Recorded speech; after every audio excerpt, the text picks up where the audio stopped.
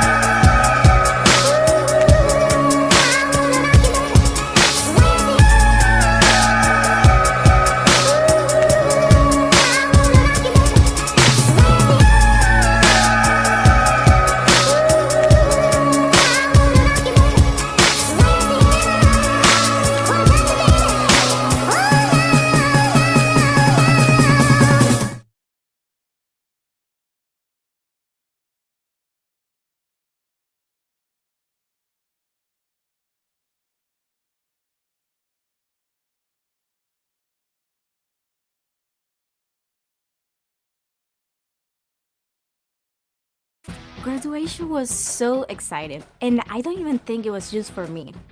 It was for my parents, and for them, it meant the world. And for me too, like, it was just fantastic. I was like, okay, all of those sacrifices. Climb the stair and turn the key. Oh, please be there. Still in love.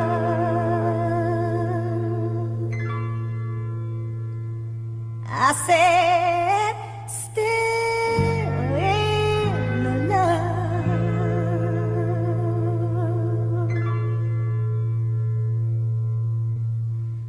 Still in love.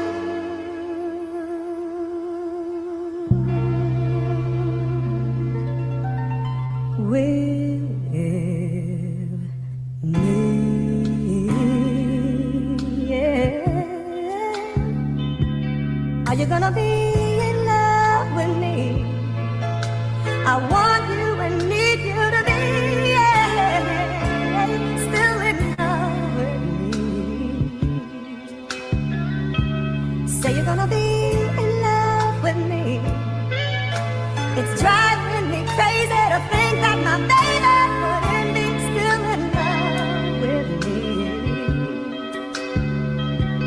Are you gonna be? Say you're gonna be. Are you gonna be? Say you're gonna be. Are you gonna be? Say you're gonna be. Well, well, well, well. Still in love, so in love, still in love with me. Are you gonna be? Say that you're gonna be. Still in love.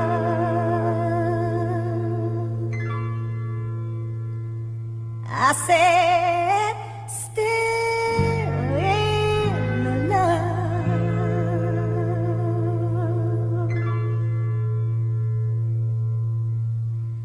Still in love.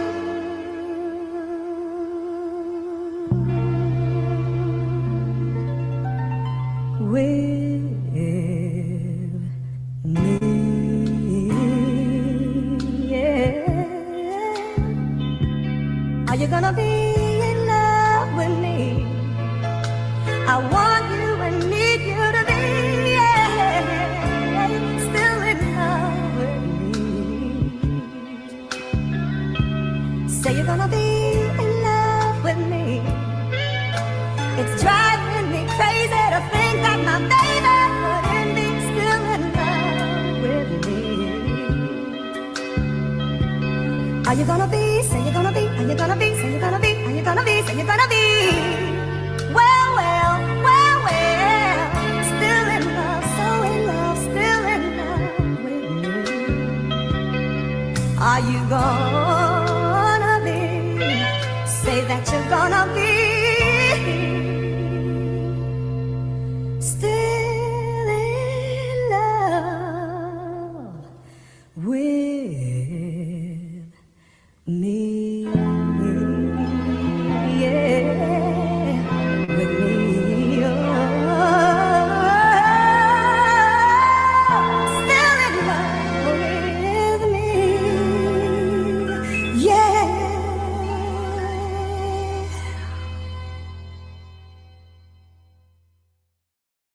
Deadline in 5. Finished since. We have tight turnarounds. AT&T Business helps us deliver. Okay, client says bigger. Absolutely not. It's gonna look ridiculous. That's fun. Another morning to savor the crunchy nooks and cranny splendor of a Thomas's English muffin. Tom, which is a nook and which is a cranny? That's a nook, cranny, cranny, cranny, nook, cranny. I mean, they should be teaching you this in school. Huzzah! A toast to breakfast. Chase Ink Business Unlimited card helps you earn with ease with unlimited 1.5% cash back on every purchase. The Chase Ink card has been with us from the very beginning. I don't think we could have done it any other way. Chase for business.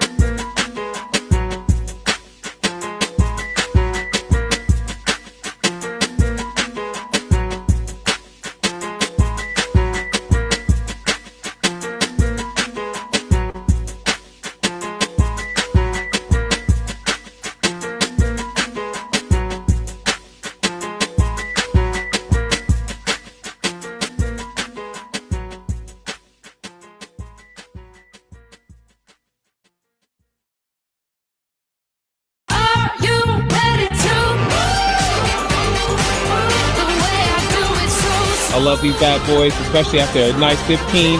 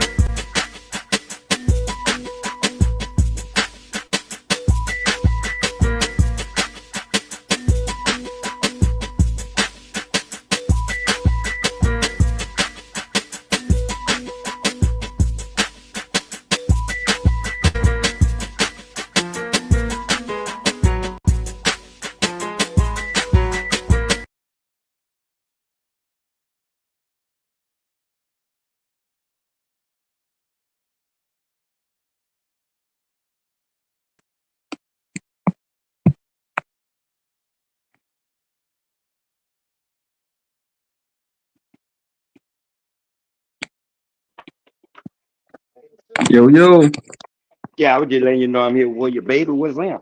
what's happening with you, man? Mr. Slow motion. Marcelo. What's that? Slow motion. What's happening with you? Shit, I'm good, bro. Camera real quick. Let you know I'm a real person, man. Yeah, so we're gonna get right into it, man. Let's go. What it is? I just want to know how'd you get started in the music industry, man? Like what intrigued you to like start doing music? I've been fucking with music, say, bro. Like a lot of people don't know. Like I've been fucking with music since like 1992.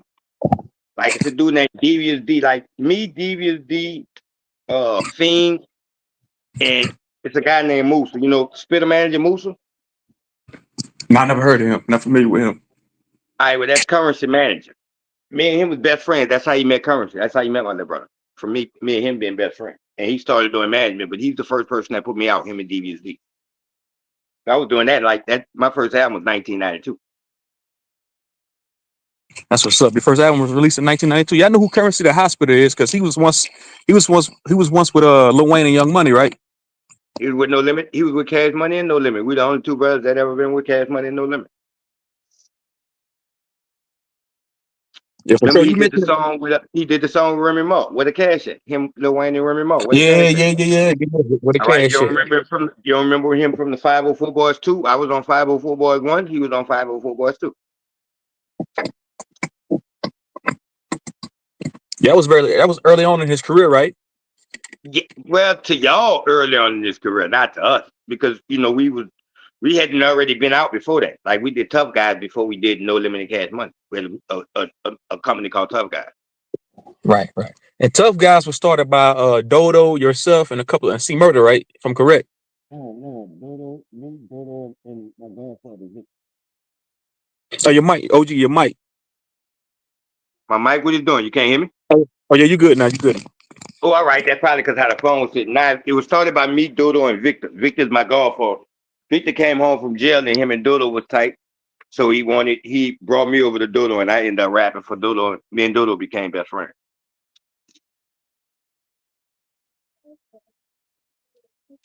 Right, because I went and did my due diligence, and I seen that you were signed to No Limit Records, and you was under the umbrella of Tough Guy Entertainment too. That was your record label. So y'all just did was it like a distribution?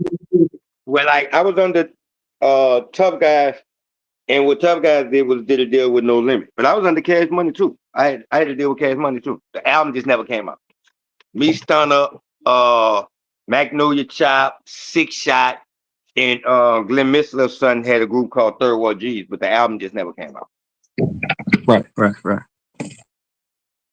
Like it was like a branch. It was like before Rich Gang. It was like we was making he made Third World G's before he did Rich Gang.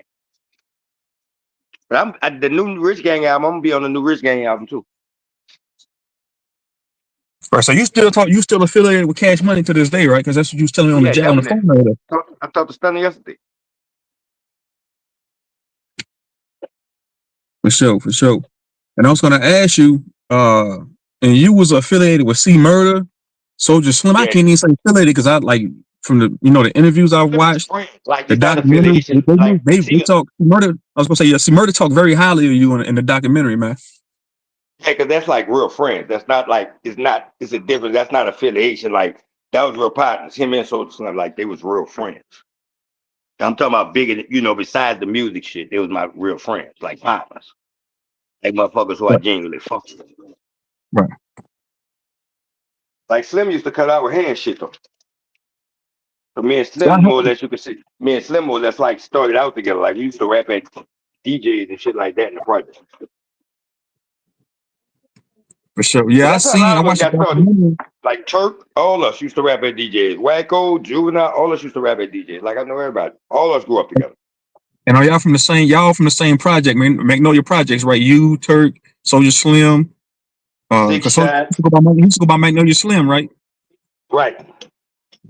All of from the same shot. All of from the same project. Six Shot, Juvenile, Turk, Magnolia Shorty, Magnolia Chop, Stone. Killer Stone. Yeah, I heard about him too. That was our big dog, the big homie. Yeah, Killer Stone was y'all's big dog. So how did the deal between you and Master P come to fruition? Like how did you all right, so my godfather grew up with Master P. Him and Dodo grew up with Master P, right? But when Master P was doing all his favors for his partners, my godfather and Dodo was in jail. So they got to get their favors later. And instead of them just getting money from Master P, they wanted a distribution deal for their record company. So P probably would have given like 50,000 a piece, but instead they wanted a distribution deal for their company. That's where Right. I came in. Right. And the money and and I had seen on an interview that you had made like an upwards of almost $1 million, doing working with No Limit. And then I seen that you had another deal, $1 million deal on the table with Def Jam Records. Yeah, like we did $1 million deal with Priority through uh we did $1 million deal through Priority through No Limit, and then like right after I did that album, we met Russell Simmons, and he wanted to give me a $5 million deal with Def Jam, but I had to get myself out the contract with Priority. And Right. the reason why you're gonna give us that deal because we're the only people that they felt like could pull off an album with No Limit and Cash Money on it, which I did. But we're supposed to have a song with Master P and Stunner, but Master P said he wasn't fucking with it. So you all like you being signed with No Limit and Cash Money. Did all the artists ever wanted to, like, y'all all wanted to work with each other? It was just like, was it just the boss that saying, "No, we don't really want to do that"? So it was as That was far as the street artists. politics. That was street Okay, shit. for sure, It was for street sure. shit that went on behind the scenes. So all the artists really fucked with each other. Even you can't even say Baby and P really had problems, but it was street shit that just that wouldn't allow them to fuck with each other. For sure, for sure, for sure. Like it's two different projects. And at one time, it was a time, like don't get it twisted. Like the Cali and the Magnolia used to hang together at first, and Right. That was then back. they had a Was discrepancy. that back in the Glen? What project was Glenn Max from in Black and Mo? Black and Mo. Black and Mo from the Magnolia. Right. Okay. Glenn Mitch he has family. I mean, Glenn Mitch is like not really from the Cali. Glenn Mitch was all over. Like Glenn Mitch was one of the biggest dope dealers we ever saw in our project in our city. So Glenn Mitch roamed everywhere. He had people in the Calio and in the Magnolia because one of Glenn Mitch's sons to this day is one of my best friends. To this day, that's one of my best friends. Like Glenn Mitch's son is who got me into doing this shit with the houses and shit, like real estate shit. But me and him been best friends since fucking middle school. We went to middle school together. But Glenn Right. always used to come to the Magnolia and like get the kids dollars and all that kind of shit. Like the big time of shit. Right. Glenn Mitch is like before stunning them. Like, you know what I'm saying? He's older. So he was the big timer before them. Right. Right. For sure. And I was want to ask you, about the song. Like I was telling you on the phone earlier. I first heard about you, from your debut album, Brick Living, and that song you got with C Murder, Wayne Go. It's called Hambra, and it got Dodo on it.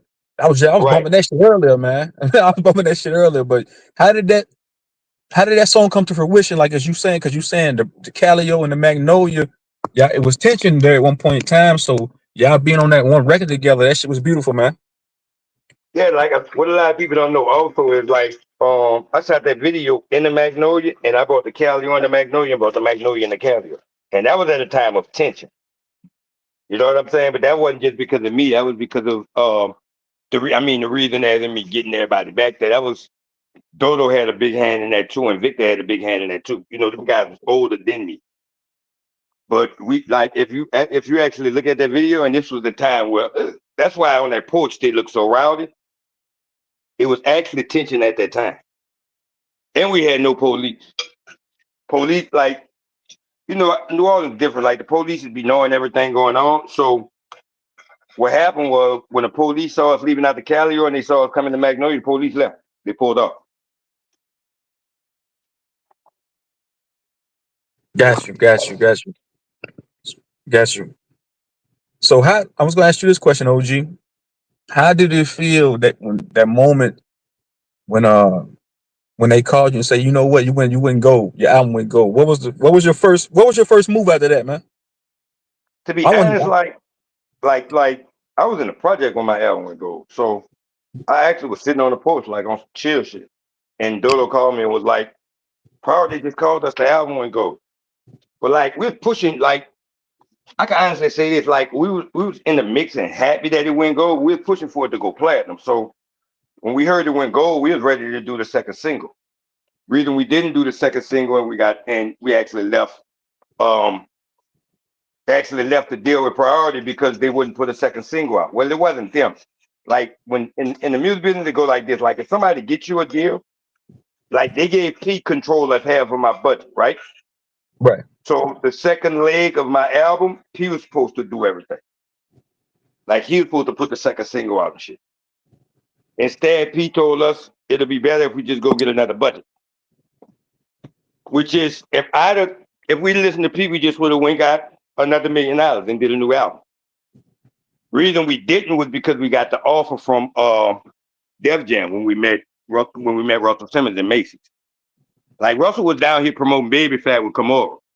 And we walked up to him and showed him, like, I was one of the only people to get 3.5 mics with No Limit.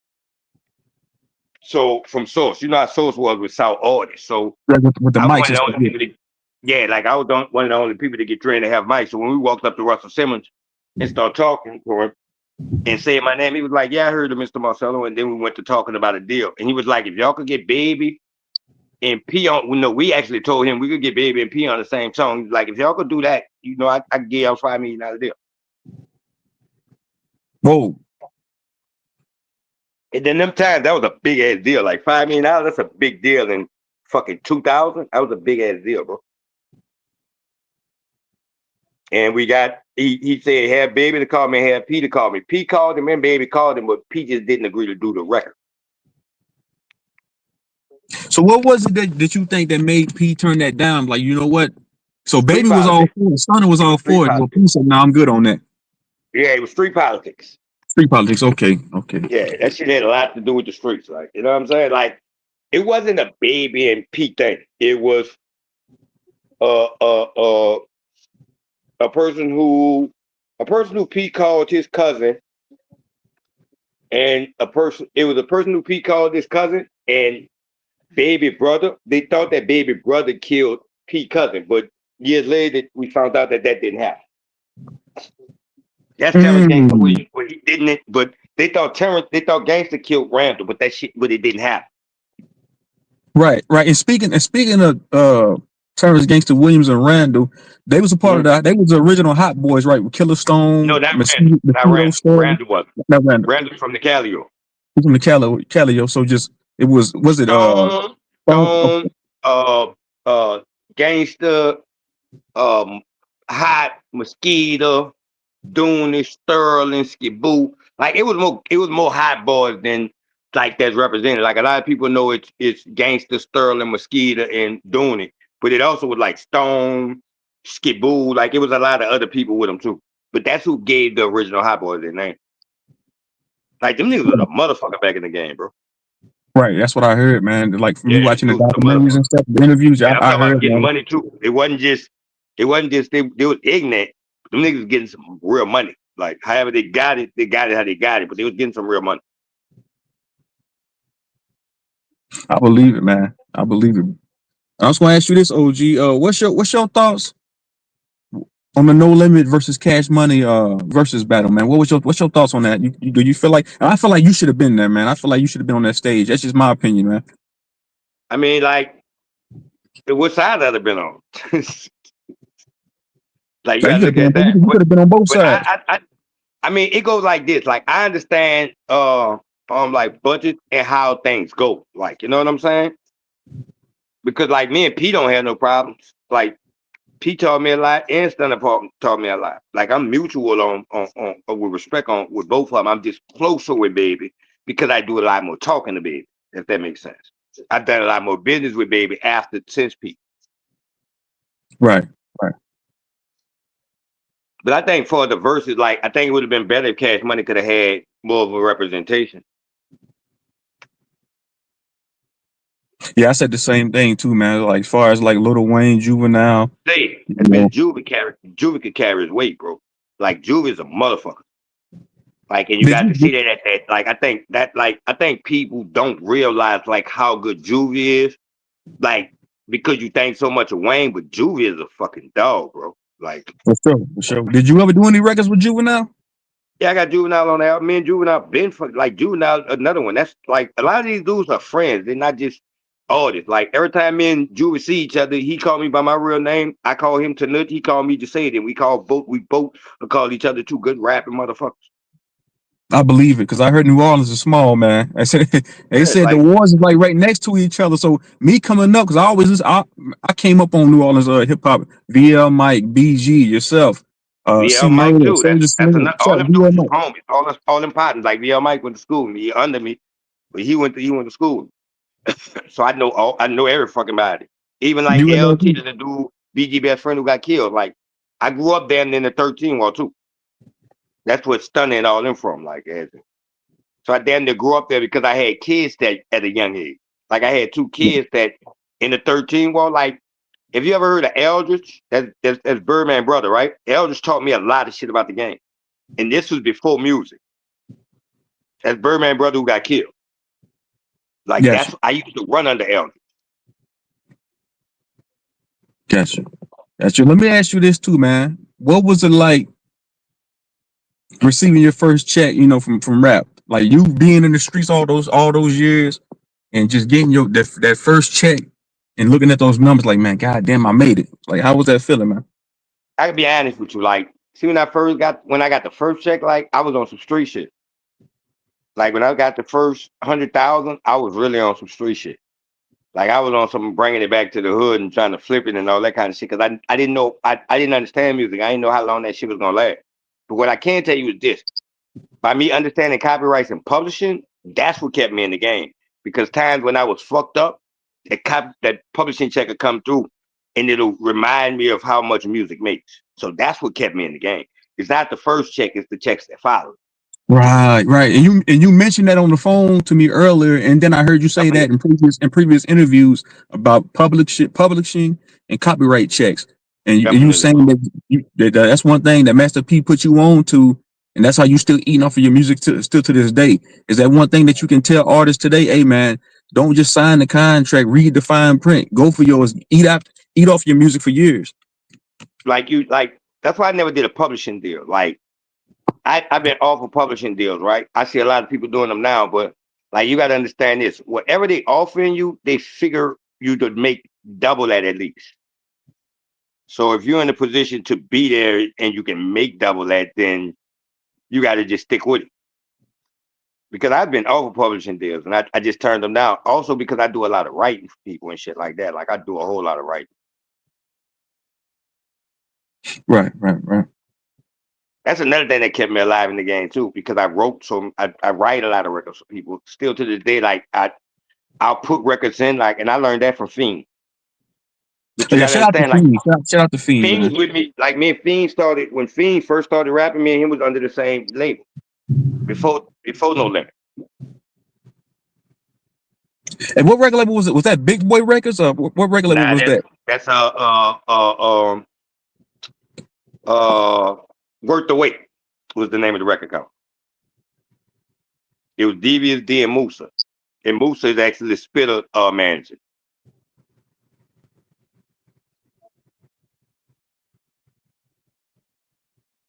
So that had to be like fucking 91, 90 or something. 91 or 92, because the first Man, album came out in 93. man, that's way back, Mr. Marcelo. God damn, that's way back.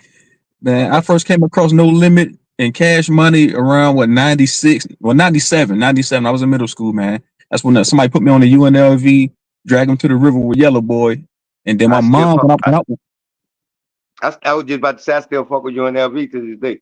I fuck yeah, with salute to UNLV. them. I still fuck with Miss T. Like you know, I've always had a great relationship with all artists from it. Like I ain't never been into no controversial shit. Like you know what I'm saying? I mind Right, my motherfucking business. Whatever people have going on, they have going on. I mind my business. If it ain't got nothing to do with my little brother, I don't get in that shit, bro. right, right, right, man. And I was gonna ask you, man, what was your relationship like with C Murder, man? Not relationship, Oh man, first person to like take me on tour. The first person ever took me on tour. Like C. Murray was like a big bro to me. Like that's the first person who took me on the road. That was my first time ever being on the road. It was with C Murder. Like, and like I could have been on a promo tour. Like like he paid me off his shows because at that time I had just dropped my album, so should have been on a promo tour. But C took money out of his pot and gave me money. But like it's big with that because my big brother used to be a manager for C Murder also, Big Bud. For sure. That's what's up, man. That's what's up, OG. So you don't see it all, man. That's what I'm saying. That's why I reached out to you, man, because like I said, I've been a big fan of yours, man, since 2000 when my mom I bought your appreciate you. album for me. My mom bought your album for me on my 12th birthday, man. I remember turning your album out the package, listening to that motherfucker on my CD player, man, for sure. Down in Mississippi, man. That's some G shit though, bro. For moms to buy you the album, that's some G shit. She I bought the fuck with that. album. And she I fuck bought with your that. album for me, man. I appreciate that. Tell moms I say what's up. For sure, man. For sure. That's what I'm saying. I come from the South, man, Mississippi, man. So I know about all the New Orleans, man. Y'all put on for the South, man. Artists like yourself, C Murder, Soldier Slim, VL Mike, BG, UNLV, Master P, Fiend, the Beats So by you the know what's Pound. crazy? Beats by the Pound, You know some what's crazy? crazy beats. You know what's crazy right now? You remember the Chopper City Boys? You're trying to see with Gar now? I'm actually working on Go album right now. I'm executive producing. That's what's up, Go OG. like one of my best friends right now. Like Go and fuck me and Go run neck and neck right now. Hell of a rapper too. Go motherfucker, bro. Right. Is Chopper City Records still around, or does BG Nah, have another label? I like he's not with BG no more. Like, He's not with BG no more? uh,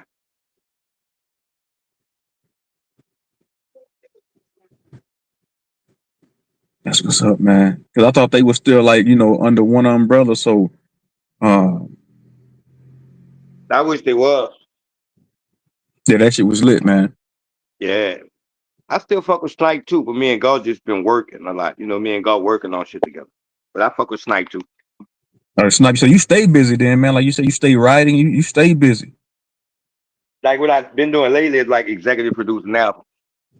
Like I just got that feel for music. You know what I'm saying? Like Right. this, I was supposed to be an A&R for Universal. But like I've been doing A&R for Jet Life, like you know what I'm saying? By being my little brother label and Musa being one of my best friends. Like if I find some good talent, I'm bringing them straight up. Right. But Let me ask it's you this. bigger than that. Like I bought RJ to Feed Banks. I bought Pop out to Feed Banks. Like me and Feed Banks do a lot of business too. That's NBA Youngboy man. That's one of my best friends also. That's twin. Feed Banks, that's twin. That's the home. And I learned I learned a lot of management shit from like Feed Banks and Musa. Like that's who put me on the management shit. Right. So you plugged in, man. I got another question for you. What's the difference between today's artists and how it was when you was coming, like when you was out and No Limit was out? What's the pros and cons of today's artists and the artists back then for you all to get in the door? I think it's easier for them to put out records and it's easier for them to be known because of social media. Like when Right. I was coming up, like I went to every city and put posters in people's hood. Like because that's the only way you would know us. And I think now like people like your people have to like your personality now. It's more like they have to like you as a person or like something about you to deal with your to fuck with your music, but that's because of social media, because they get to see you so much and stuff like that. Like it was times where people didn't know who Mr. Marcelo was if you just heard the music. Right. See, so you saying nowadays it's easier to put a face to it as of back then. It's easier to put a face to it, but the game more saturated. Right. I feel like it was more raw back then, man. That's my honest opinion, man. Well, I just feel definitely like, more raw. Like it was more of a hustle back then. Now it's like a popular motherfucker can just put out an album because you're so popular and people buy it. Back then, that popularity shit wouldn't work because you couldn't be popular in all them different cities because people didn't know you. got you.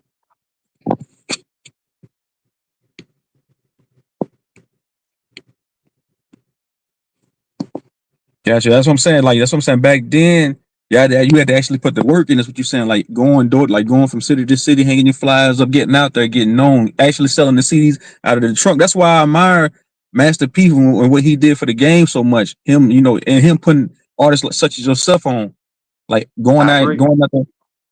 That's never been done before. Getting an 85, 15% distribution deal. That's unheard of.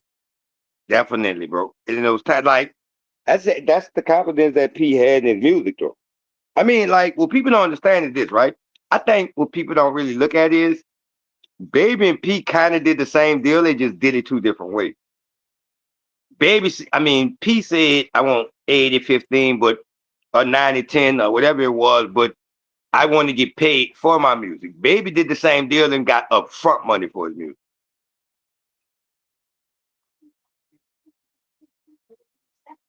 So that's why you hear Baby getting the 30 million and shit like that. Like, you know what I'm saying? And things getting bigger and bigger. But P was collecting the money directly off his music.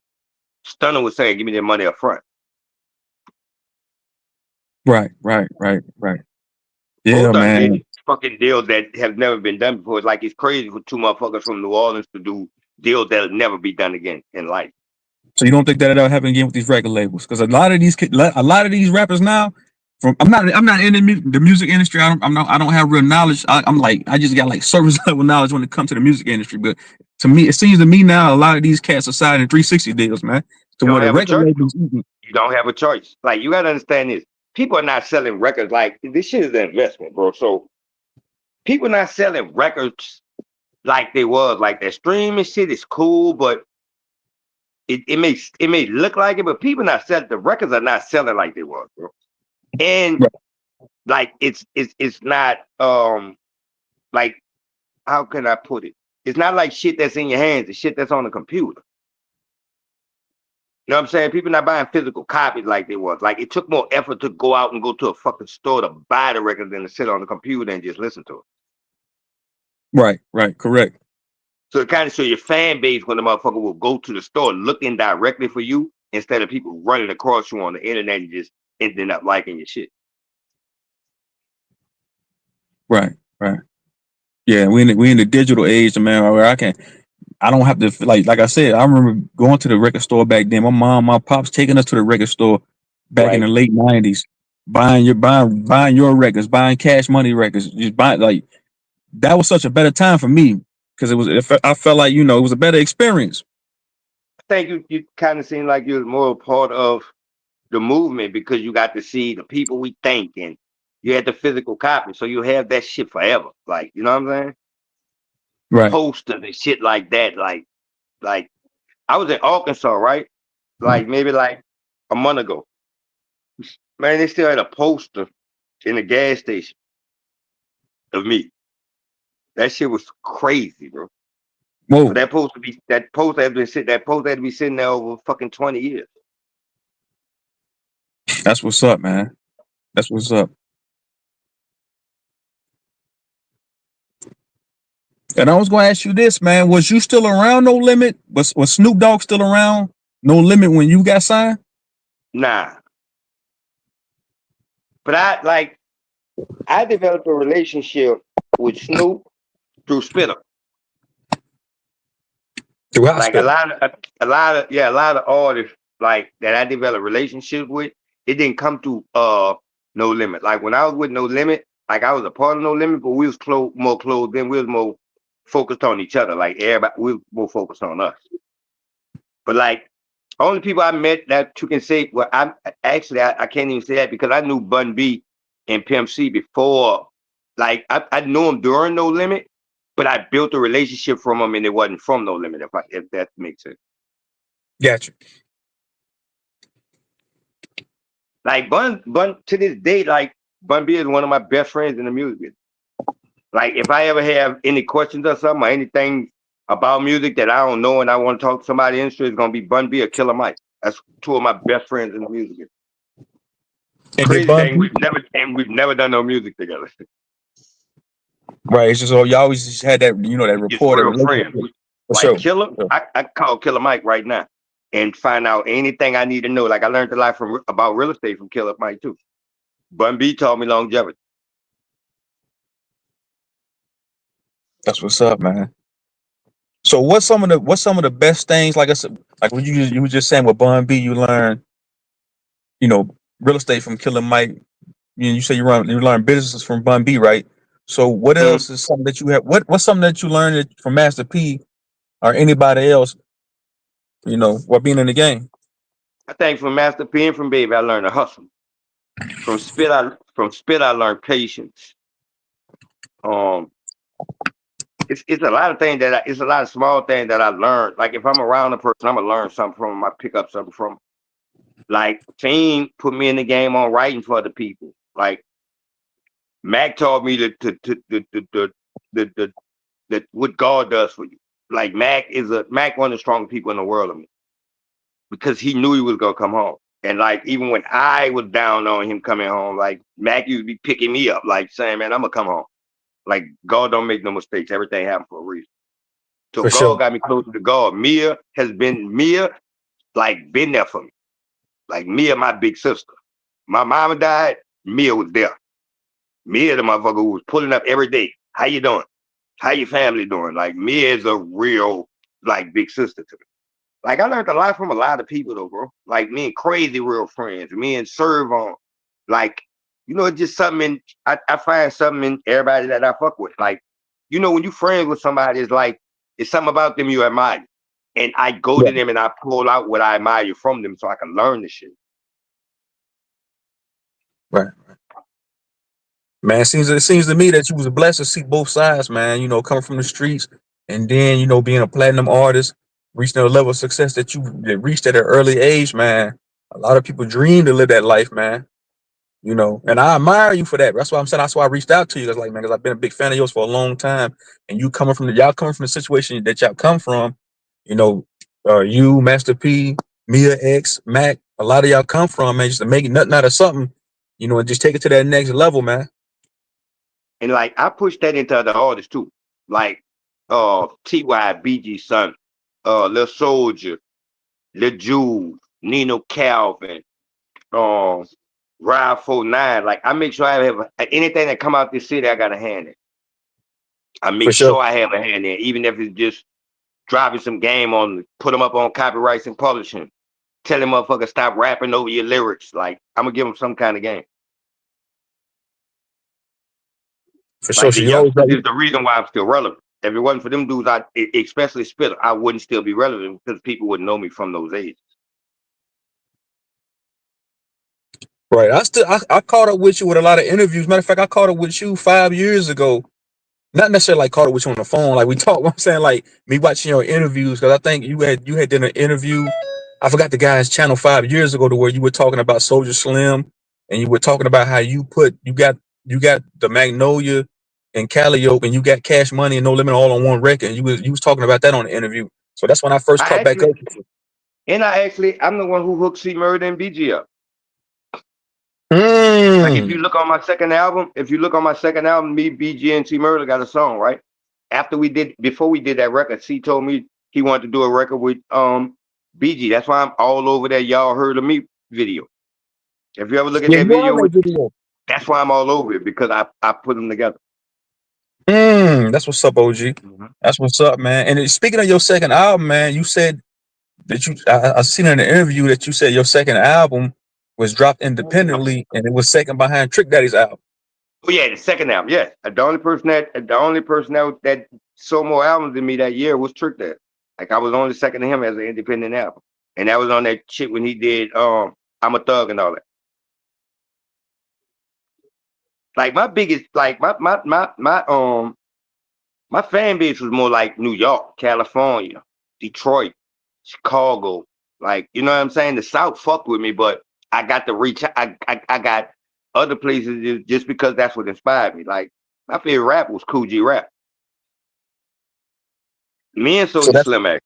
Me and Soldier Slim. That was our favorite rap. Was Cool G Rap. Coogee Rap, Coogee Rap. That's what's up, Fucking man. right. So that's what inspired you to pick up the pen. Oh yes, indeed, by far. Cool G Rap, Special Ed. Like Special Ed on some flashy shit. Cool G Rap on bars. Like Cool G Rap was a motherfucker to me, bro. Right, man. Them some legends right there, man. You a legend yourself, man. All legends, man. I Uh, appreciate it.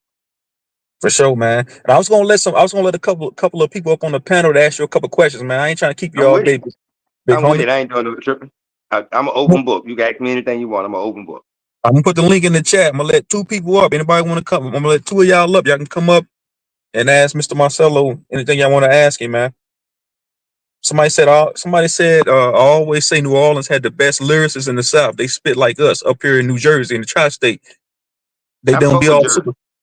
I fuck with Jersey, bro. I fuck with Jersey. I fuck with Philly. I fuck with Buffalo. Like I sold a lot of records out there. I fuck with that. Like I come from spitters. Like you know what I'm saying? Like I fuck with where them spitters are grown at. Like I fuck with that. Right, Like Philly, one of them spots. read the chat over. G. Somebody said, Mr. Marcelo, peace to you, champ. Oh, I just saw it. I just saw it. Love and respect. You know that. It's love and A respect. You know lot that. of people fucking with you over here, man. And did somebody asked in the chat earlier, did you ever do a song with Silk the Shocker? I'm Matter of fact, on where you at Wooded. Where you at Wooded with Silk the yeah, Shop. yeah, where you at, Woody? I'm over Uh-huh. here, Woody. Yeah, Yeah. yeah. I heard you mention you wrote that song too. Well, like actually the hook was mine. So you wrote the hook. Yeah, I already had the hook when I went with Math when I got over there by Master P to do a record. I already had that hook. People was playing beats and I said that hook and P went over it. Mm. What's up, V Note? What's up, Blue? I'm gonna let you go first, V Note. You can ask the OG whatever you want to ask him, man. Yeah, what it do? What it do, OG, man? I appreciate you coming on, Love man. and respect, boss man. What's up with you? No, man, I respect you, man. You definitely a legend out here. I definitely want to salute to you off the back like that.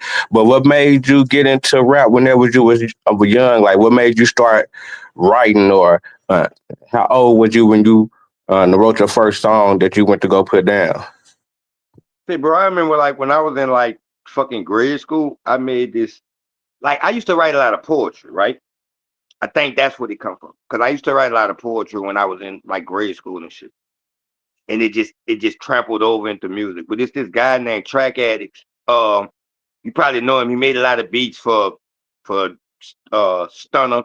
He did the BG, the old BG with the gold teeth. He's the one who did that beat. He built a lot of us. Like Track Addicts, he built me. He built Spitter. Uh he did a lot of shit for Soldier, but he did Wacko. Was Like that a lot somebody of in us your that he built. neighborhood? Was that But somebody in your neighborhood? yeah, Track Addicts was the dude. He's from the Fifth Ward, but he's the dude from out the city. He built Spitter too. Like he did what he used to do was like we always like if people understand why I always do samples is because I grew up in the ballroom, right? And Track Addicts used to always make beats that already had the hooks on them. So he made us be able to write about anything. The Mm. beats already had a hook stuff. So we had to all get on the shit to where the hook was already there. So we had to write about like, you know what I'm saying? Like he came up with a lot of ideas for it. So it opened us up into writing. That's why made it easier for us to be able to I can get on any kind of record. Ain't much I can't talk about. But a lot of that comes from Track Addicts, from challenging me so early on in my career.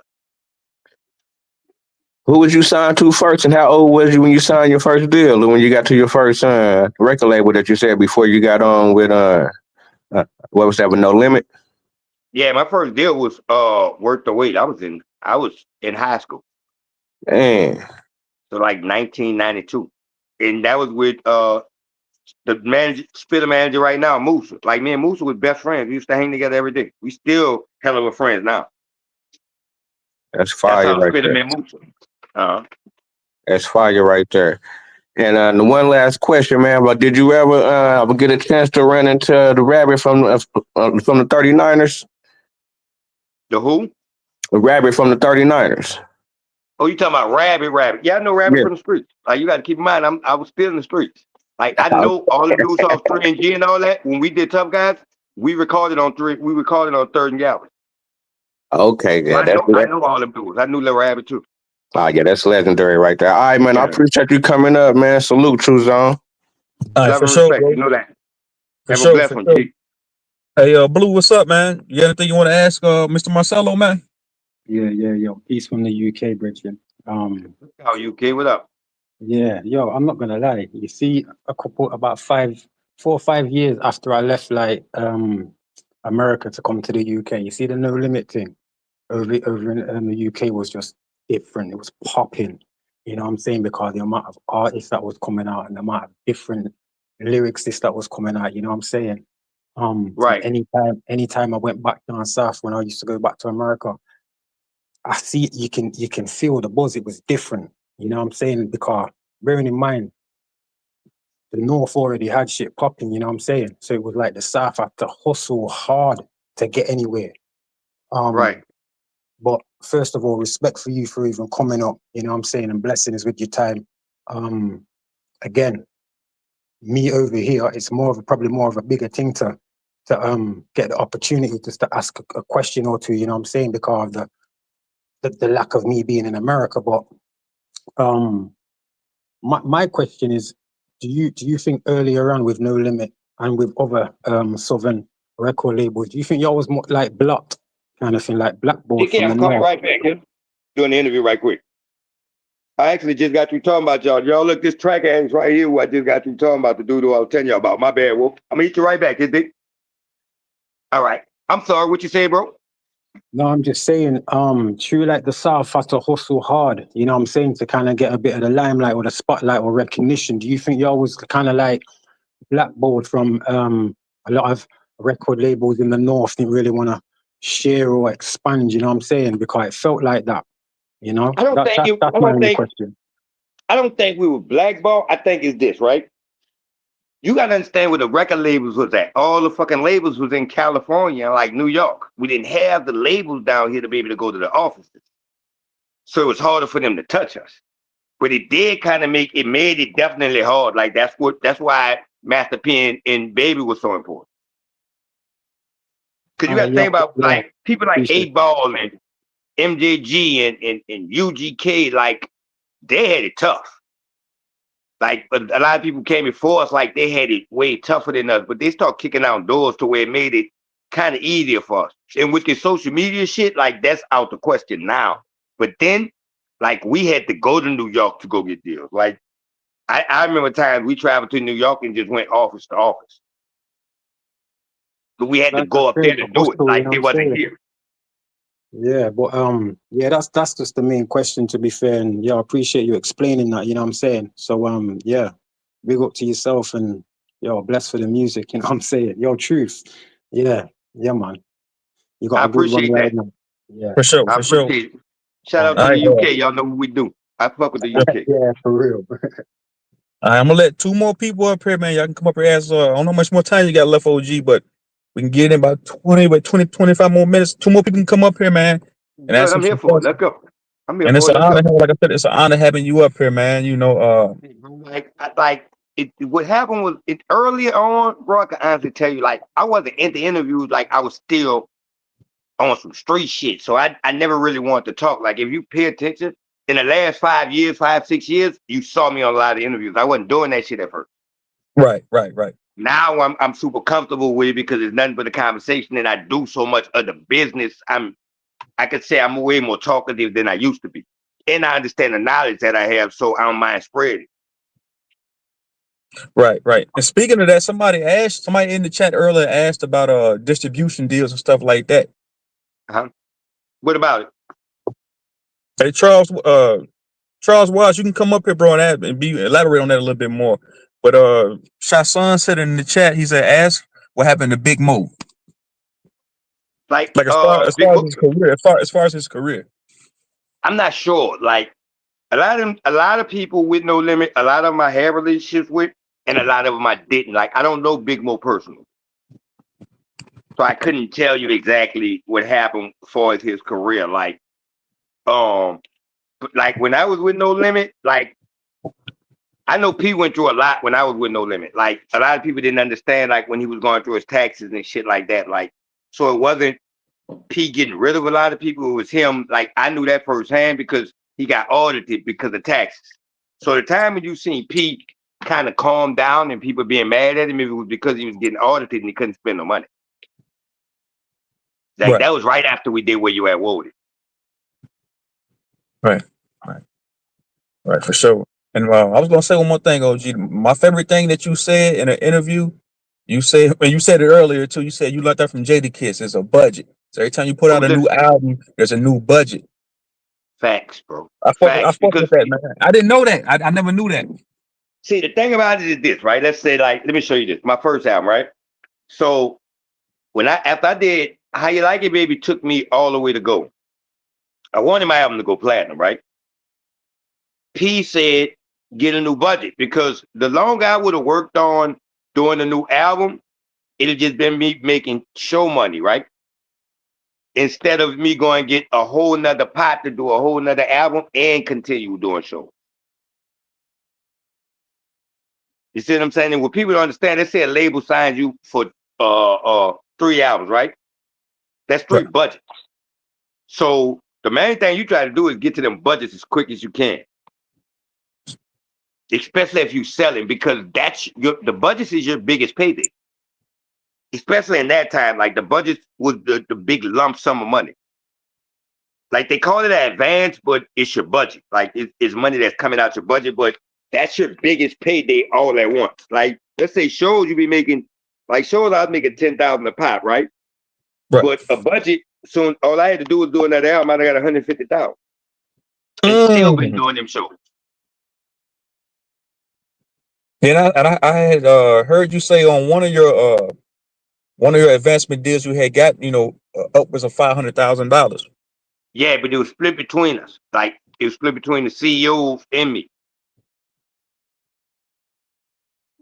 Got you. But that's still a payday, man. Damn. That's what I'm saying. Like, right, that's the payday. That's the payday. Because out of that five, like P got 500,000, right? Understand that's not all money to go in his pocket, because he has to do the second leg of the album, right? But he kept that money because he told us to go get another budget, which we should have did. Reason why we didn't do it, it wasn't no discrepancy against P. It was just that we got offered a bigger deal. That's why I got myself away from the No Limit deal, because I got offered something bigger. Like I got offered the unheard of deal in fucking 2000, which was $5 million from Def Jam. I just had to get Master P and Baby on the same song. And in fucking 2000, that was unheard of. $5 million. That's like $20 million in these days. Right. And artists getting that much money back then, like even now, I feel like artists back then were making more money than the artists now. I feel like now it's all show. Like back then they had real money. I agree that artists that were selling records got more money. Gotcha. Now, it's a lot of artists who, like, the thing about now is you ain't really got to sell that many records and you can get some money because you get them off so many different things. Like, I got into endorsements and shit early. So I was doing endorsement deals. Like, I had deals with Rockport, Puma, Ethica, Fila. Like, I had all kind of deals like that. Like, so them endorsement deals, like, that got me extra money and shit like that, too. Gotcha. And I was doing that shit before anybody. The reason why I was doing this is a man called Neil Padden. And I met him when I was in Atlanta one time. And he was, at that time, he was over Rockport. Neil has been to Rockport. If you pay attention to Rockport, how Rockport blew up back in the game. Then he went to Puma. Then he blew Puma up when he got Snoop Dogg and all them on Puma. Then he went to Ethica. Remember, everybody was wearing Ethica draws. So this guy, he's still one of my friends to the day. He's a mastermind when it comes to marketing and advertising. So any company he ever got with, he showed me how to get the money out them for his endorsement, because he knew my effect that I had in New Orleans. Right, a trendsetter. So like, I was gonna say absolutely. What's up, man? So greatness to you, my guy. Greatness, Mr. Mississippi. Right, for sure. Did you have a question for Mr. Marcelo, man? Yeah, I did actually have a question. Actually, you started getting right into it when you started talking endorsement deals, but you had a right hand man. By the way, thank you for all your hard work you put into that music game that we still living up to right now. So much appreciated. I appreciate that, my G. Bang bang. So back to the endorsement deals. Like now, in today's time, or back then when you were out and you were the first one getting these endorsement deals. Now, did you? I'm gonna come back to the endorsement deals, but I also want to know, as an artist, did you have a sole proprietorship, a tax ID number, as an Yeah, artist? yeah. They like I learned that I learned that from people like Neil. Like he taught me to like in order to make yourself like I was all about marketing me, right? But to make yourself a brand, like you need that. And he showed me how to make myself a brand. And I knew he showed me I needed LLCs and things like that, and taught me tax write-offs and all kind of shit like that. Like I learned that as the game went, but I didn't know it in the beginning. It's like that's why I don't have no problem with always talking to artists to let them know like don't you're not an artist. Don't brand yourself as an artist. You have to brand yourself like you got to be an entity. And when you brand yourself like that, bro, it's so much shit you could do. Like you could do movies, it's a million things that you could do, but you gotta brand yourself the right way. Like don't just be an artist. I will always tell artists that don't just be an artist. It's more into you than just being an artist. Like don't stop at just rapping. If you look good, you should be doing modeling. If you're smart enough, you could be doing endorsements for college or whatever the fuck it may be. But you got to look outside of music. Music is a stepping stone. And when you look at shit like that, it becomes a different kind of game because then you see it. Because in the beginning, people could tell you that shit, but it's nothing like you seeing it yourself. Once you start seeing that shit, it's a different ballgame. And I was showing motherfuckers that this is what it is. So people got to see it through me, so it started happening. So, And as a I'm a motherfucker who never was. I ain't never worried about spreading knowledge. What you eat don't make me shit. Like my daddy always told me the way to be my selfishness is everybody around me eat, so I never go broke. So I love to give another motherfucker some knowledge. You know what I'm saying? I don't want you making the same mistakes I made. I don't give a damn who you is. So by having a tax ID number, how many years in the game did you put in leg work before you got that tax ID number to say that I'm a businessman? Probably like 5-6 years. Like I got a Hmm. tax ID number right around the time of Katrina. So no, I'm lying. Well, I'm saying 5-6 years because I'm not thinking about 1993. I'm thinking about from 2000. So actually, you could say fucking 13 years because I Wow. first started doing music in '93. Right. That's what I So was like actually asking. 2006. So like 2006 is when I really started understanding the game of it.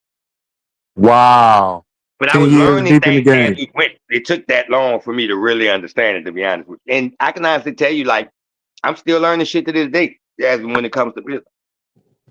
Like, listen, bro, like, I understand scoring with movies and all that kind of shit. Like right now, like I'm into movies and all that kind of shit. Like now, like the more I learn, the more adjustments I make to whatever I'm doing. So you doing scores in movies now? So you Yeah, play like instruments? no, scoring is you putting the music behind the scenes. Right. So you make the Yes. beats or just like that music in Now the I just pick the background. So music. I'll pick the music. okay. I'll pick the Okay, music. you make the Like music. so, what happened was I'm gonna tell you how I got into that. There's this series down here called why the fuck I can't think of it. Damn, I just had it on the tip of my tongue. Um, Your Honor, right? And I saw this series and I said, damn, nobody's from New Orleans and they ain't got no New Orleans music on that motherfucker. I watched the season of it, right? And also, I saw that the man, one of the men, was playing the role of Carlos Marcellus. That's where I got my name from. So I found out where the movie set was at, and I went there. I put a suit on. Like people never understood why I started wearing them suits and shit. Like actually, I had a suit on now. I have a suit on, right? I just had a t-shirt on with the suit, but I walked on the set with a suit, and they didn't know who I was, so they couldn't stop. And I ended up meeting the person who was over putting the people on set, person who was over the music and everything, and it just put me into a different era of things. I always tell people like, say, bro, when motherfuckers see you in a suit, they don't know who you is. They handle you different. So you're not just looked at like no nigga. They don't know what the fuck you're liable to be doing. So they handle you different. Because I ain't think I was gonna walk straight on no set. Man, I had motherfuckers opening doors for me and everything when I walked on that set because they didn't know who I was. You had that cop repellent on, that suit. Right. And now with them bitches every day, with no problem, because I know the kind of shit that bring you into a different kind of energy. You know what I'm saying? If you look like a businessman, you become a businessman. Like that's how I feel about that. And you get to rub elbows with different people. Like I can tell you this, bro. When I put them suits on, I have different conversations with different kind of people. Cause they I look bet. at you I different. bet. It's different than nigga walking around with pants hanging off their ass and all that kind of shit. Like, and I still keep it fly. Like I put a suit on with a white t-shirt. Cause I bring that fly this over to that way. I bring that fly shit over that way.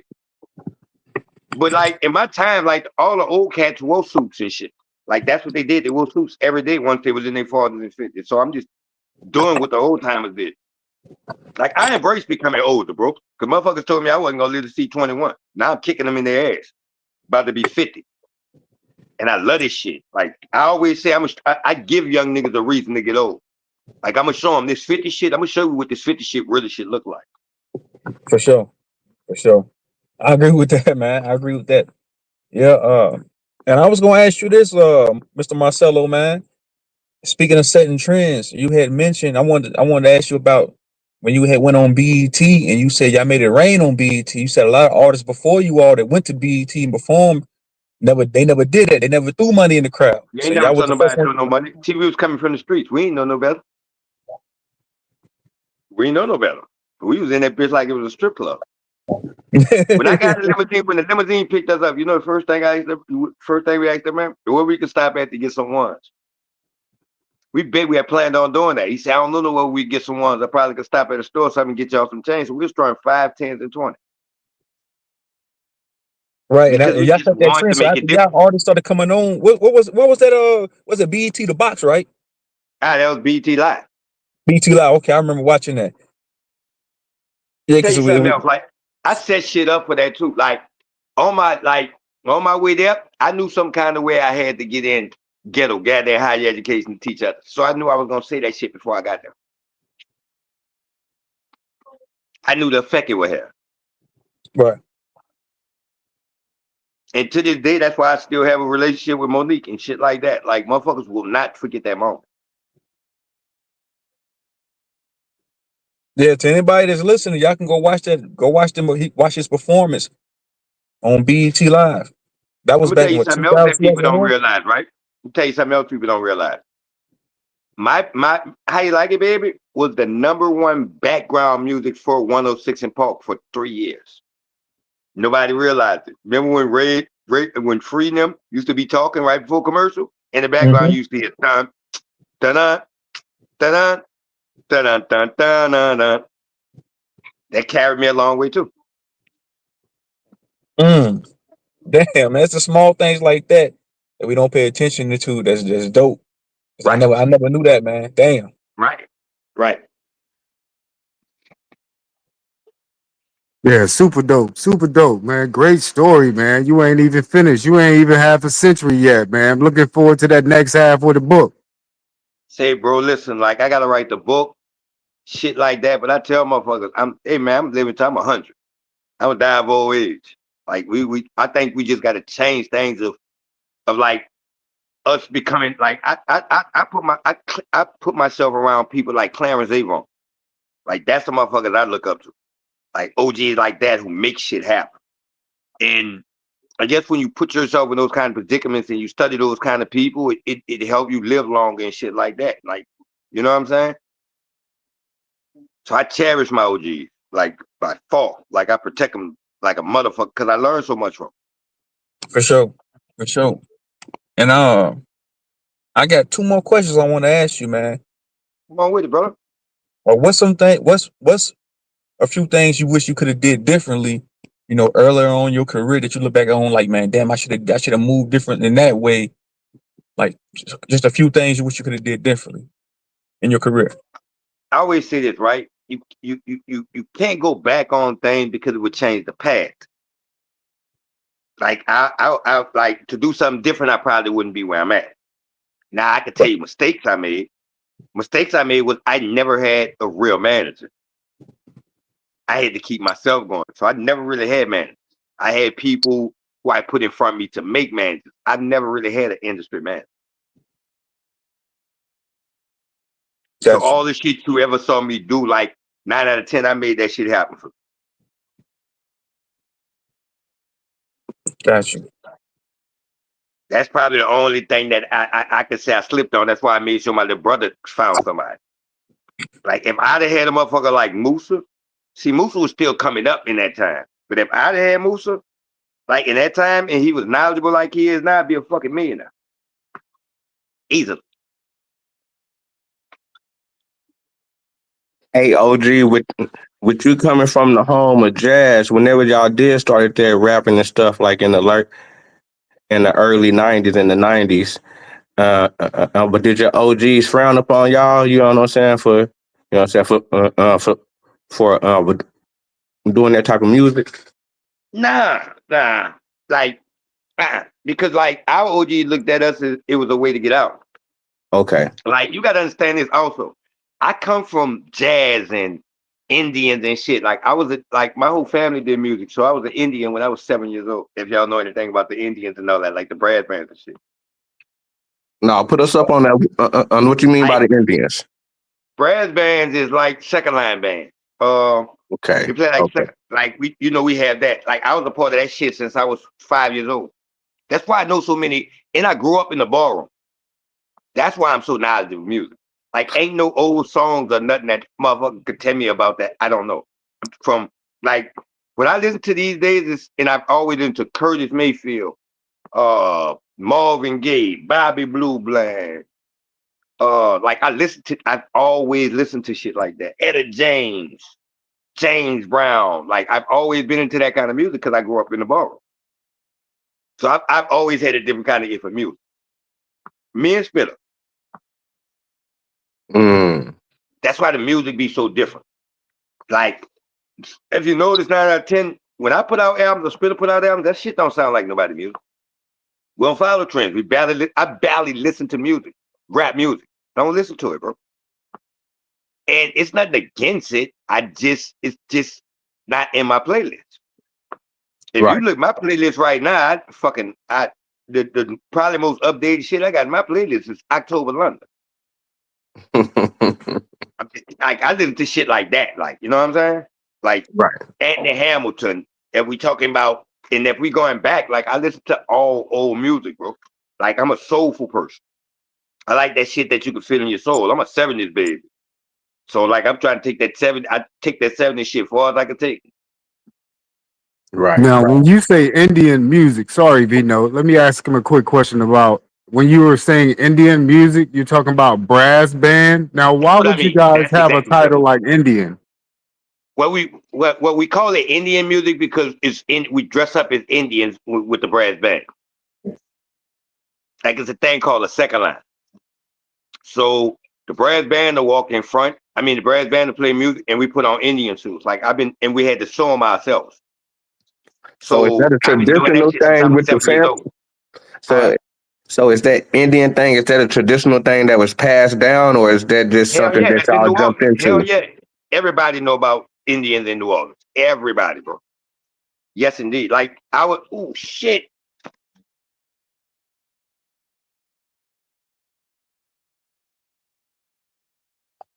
He freeze up good, on my player? tripping. Okay, he froze up. Yeah, I think. Let me try. Let me see what's going on. Let me try to add it back up.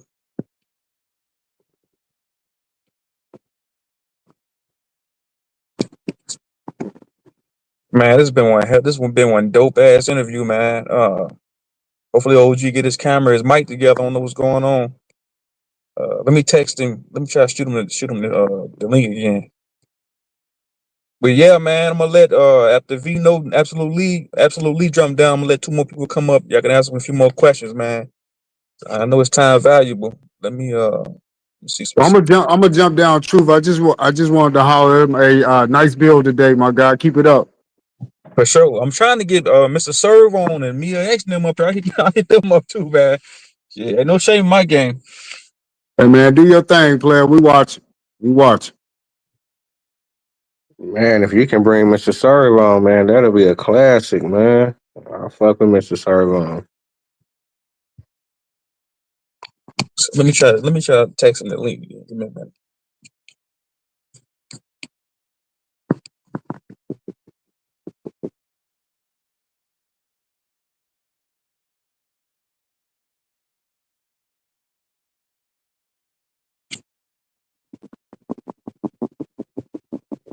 Let me put it in the chat. Hey, OG, if you listening, man, the links in the chat here, just click it, and I'll let you up. And then I just sent the link to you via text message too, man.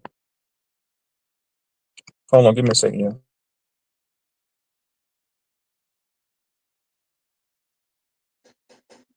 Hit the like button, comment, subscribe. Tell a friend and do it again. Share the content.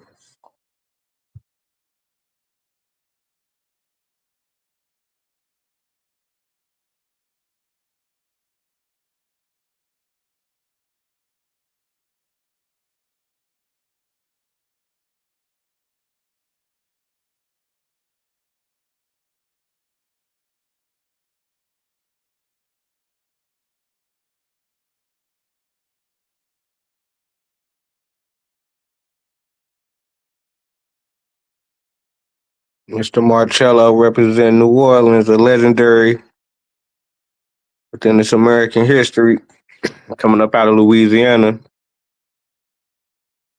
dropping some good jewels. Shout out to True Zone with the fire interview today. You know. Yes, sir. Yes, sir. He coming back. He on his way back. Yeah, his phone died. And hope y'all enjoying the show, man. Everybody like, share, and subscribe. Like I said, man, I look in the near future. I look forward to bringing some more, some more artists up here. I'd be trying to network behind the scenes, man. There's nothing wrong with that. Plus, I, try to take my channel into a different direction. Yes, sir. Yes, sir. I agree. Phone went That's dead. My a bad. fire move. Man, it's all good, OG, man. All right. If anybody else want to come up, man, I'm gonna put the link in the chat. I'm gonna let one more person come up. I can ask Mr. Marcelo some questions, man. Come on, man. I got time for you. We're gonna go to 6 o'clock. Let's go. Hey, so where do you think that the Indian culture come from that that y'all celebrate? It's been down here for years. It was down here before I was born. Okay. And Like is those like, black Indians or is those some other black Indians? Indian. I'm Black black Indians? Indian. Yeah, like my Okay. daddy was a part of. That's what music. Like that's why I'm so into music. Like my daddy was an Indian. My daddy founded the Dirty Dozen Brass Band. I always been into. That's why like things sound so different. Like that's why the music sounds so different. That between that and ballroom shit, that's why shit sounds so different. Yeah, New Orleans Like got a my whole music, different world. right? And you got to think about jazz and all that. So we got jazz, we got Indian music with the brass bands. Like we got bounce. Like it's a whole lot of shit, bro. Say, let me tell you another story that's crazy as fuck, right? You ever heard of Young Greatness? Nope. I never heard of him. Well, Young Greatness was signed with QC. He's the artist he passed from now. He's one of the first artists signed with QC. He had a record called Moolah. I gave him that record. If you Google it, you'll see Greatness was a hell of an artist. He was one of the first artists signed with QC. But like I do that too. Like I gave a lot of motherfucking records. I did a lot of writing and all kind of shit. Like I keep myself relevant a lot of different ways.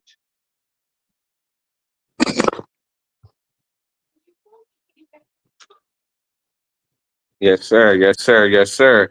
So like in the '90s scene, but just to kind of go back to the '90s and kind of what's kind of going on today, I would say with the drill scene, would you say that New Orleans was probably one of the first cities that was probably doing that, and probably was the originators of probably of that kind of going on with music? If I say New Orleans, I had to say BG. Mm. If we talking about like you, I'm saying like because that's the only person who really stressed that shit like that. Like, you know what I'm saying? But I don't think we're creators of drill. Like, nah. Okay. I think we was talking that gangster shit, but I don't think we're like drill was mostly to be honest with you, drill was mostly the UK and Chicago. Well, I was just talking UK about had it. a lot to do with drill. Well, I was just talking about this as far as a lot of, I ain't gonna say a lot of, but it seemed like a lot of rappers down there that was kind of getting into a lot of those type of situations back then in the 90s. Or would you say that was just part of this, kind of Like this? I think this, what I think it is this: like we were more in the streets than a lot of people. Like a lot of our, not as in, I mean our artists. Like we had more artists than a lot of people. You know, like a lot of motherfuckers used to be talking it. A lot of our artists were really in the streets though. Like a Soldier Slim was really outside. Right, And, I, right. and, Like, and and it's- I think like other people that happened over times. Like a lot of them had a lot of other places had a lot of good artists, but they weren't in the street like that. Like we had a lot of artists that were good artists and really in the streets. So they talked about a lot of shit that they were really going through. and that's what I loved about New Orleans rapper artists so much, Mr. CeeLo, man. Because I can hear this shit when and the nigga look like VL Mike. You can just hear the rawness, such as Oh, yourself. Mike So was a motherfucker. you can Oh, just no, hear it like, man, this shit Mike was a raw. motherfucker. Man, That that shit nigga's was a just raw. motherfucker. That nigga's a Same thing. mother. Same thing with you. When I watched that documentary, that C Murder documentary, and he was walking through the project, he's walking through the Magnolia. He said, "Man, Soldier Slim and he's like Mr. Cello running shit back here, talking about you." I was like, "That's a motherfucker, man." Say like me, I ain't gonna lie. Like I didn't talk a lot about it. Like I probably talked, but not like as much as I could have. Just because I understood the artistry, if that makes sense. Like I was trying to do all kind of music because I never looked at my competition as being nobody from the South. I was at niggas neck from, and not really at their neck, but I was trying to be accepted by New York, Buffalo, Philly. Like you kind of see what I'm saying?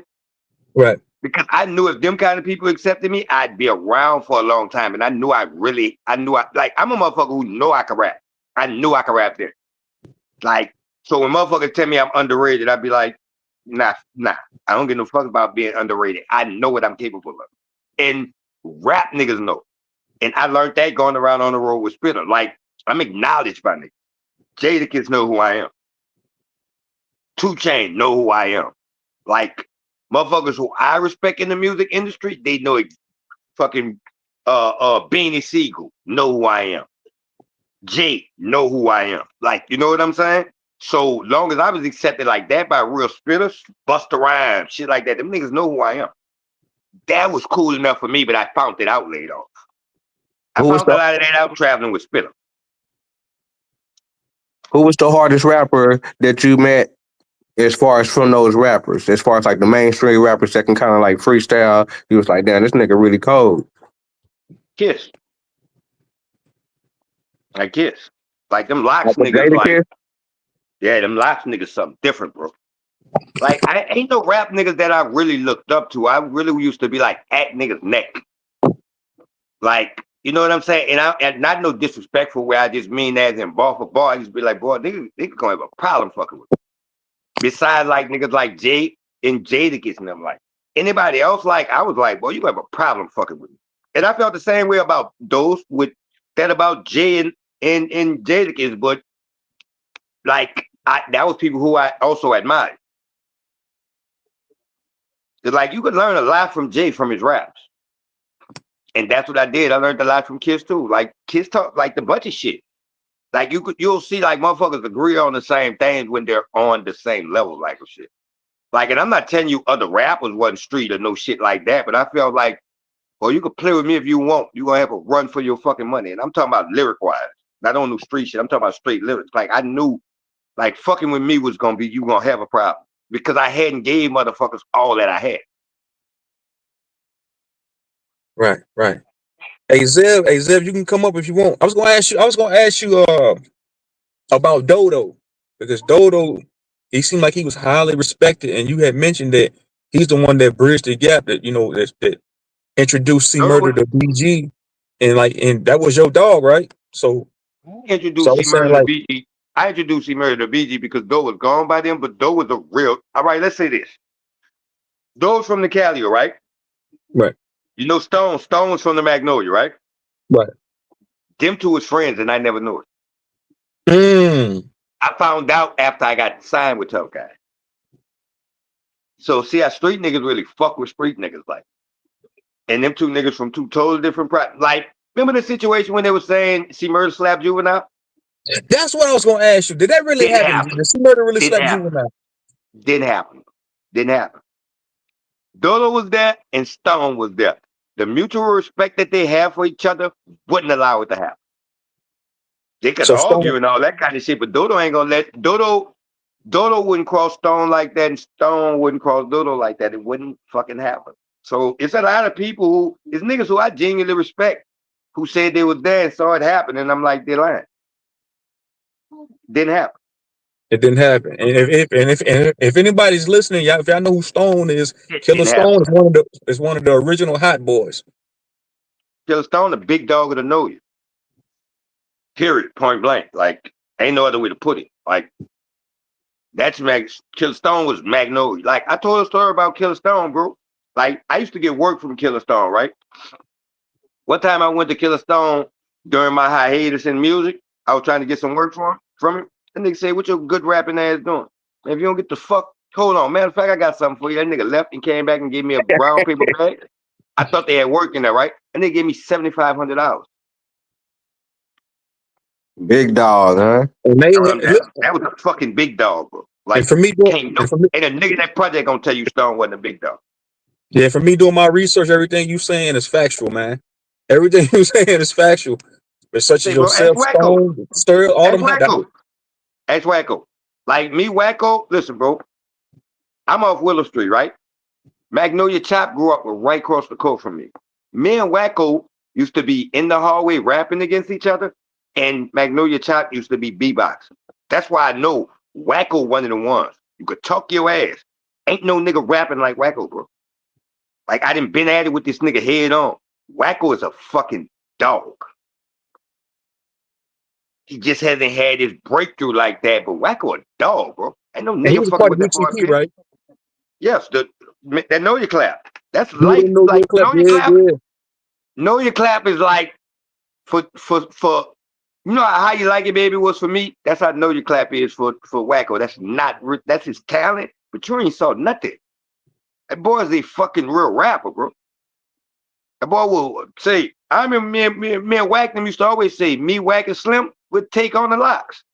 And we'll get them niggas we'll get them niggas a problem. And we really felt like that. And we serious as a heart attack. Right. And we knew we'd give them a problem. Because we just different. If you notice how Wacko rap, man, Wacko influence ain't no South niggas, man. So the Slim influence wasn't nobody from the South. Like, Wacko got a pen, a fucking real pen. Another nigga, 6 Shot, got a real fucking pen, bro. Like, it's niggas out there, Project, who had real pens. Juvenile, 400 Degrees, that nigga walked y'all through our project, bro. Y'all motherfuckers don't realize, that nigga told you about every rock star and all that kind of shit, niggas was true stories. Nigga, Juvenile has a pen like a motherfucker, bro. He's a real artist. Like, that know you bred real artists, and I guess it's because we watched each other and understood it. For sure. For sure. And that's what I'm saying. That's what I was saying earlier. It's deeper than a rap. Because you were saying that earlier, it's more than rap because you said you grew up, like y'all come from the same projects. You, Turk, Soldier Slim, Magnolia Levy. You heard What about Turk? Oh, Hot Lord, Boy I Derek? forgot about Levy. Levy is a Willow Street veteran, too. Levy grew up across the street from me. Levy mama saved my fucking life, bro. I always tell that story, too. Levy mama saved my life. Like, Levy is like my fucking little brother. Like, and Levy got a pen, too. Like, it's a lot of motherfuckers from out that project, bro, who got real pens. And you know why they got pens? Because we challenged each other. Like, Levy couldn't slip. He couldn't slip around me and Wack. Well, we wasn't having that. We'd eat his ass alive. Me and Wack couldn't slip around Soldier Slim and 6 Shot. They'd eat us alive. Soldier Slim and 6 Shot couldn't slip around Juvie. He'd eat them alive. You kind of see what I'm saying? So right.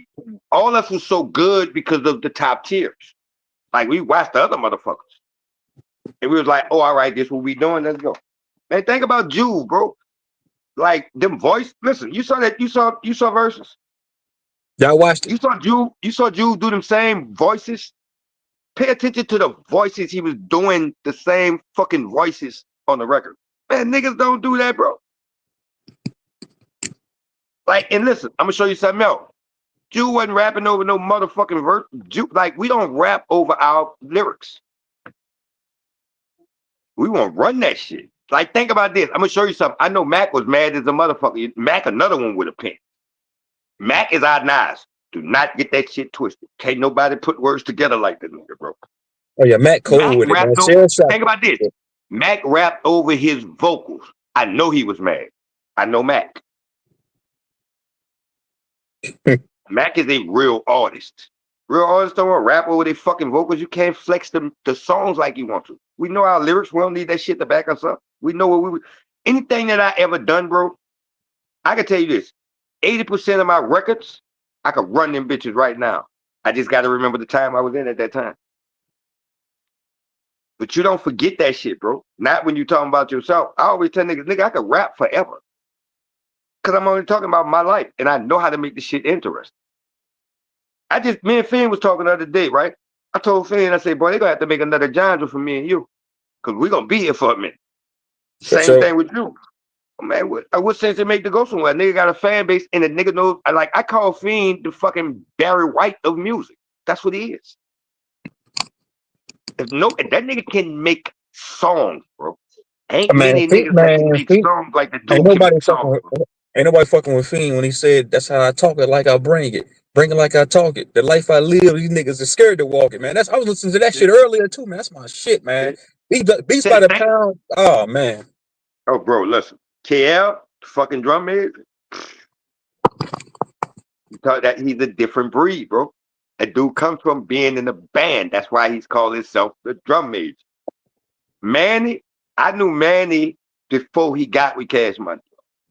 His daddy was a DJ. My mama and his mama used to be bartenders in the same ballroom.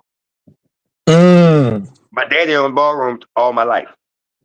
His daddy DJ'd in my daddy ballroom. So New Orleans so small, bro. It's all kind of connections. And that's what I was gonna ask you, big dog, because I heard that they said the projects, the wards are so goddamn close to each other. See, back then, like in the late '90s, I thought New Orleans, these wards were so goddamn far away from each other. So that's how all you run into each Man, other. I can walk. Listen, it's the Magnolia, the Calio, and the Milk. I can walk to all them projects from the Magnolia. I can even walk to the St. Thomas if I want to. What about the methamphetamine? Well, with Uncle Orel and all them over there. That's the Milk. Uncle Orel, man. That's Uncle Orel. Like niggas like Uncle Orel. A nigga got a pen too. Uncle Orel is Uncle Orel, a motherfucker. And we look at him as a motherfucker because he really lived it. See, it's a difference with us. We look at each other for the niggas who really lived it. Like majority of our rappers really lived it, who talk about it. And we know that. This bitch so small, nigga know if you ever did something or if you didn't do nothing, boy, you can't. It's hard to get away with that shit here. A nigga would be on the internet like, boy, you ain't like that, stop.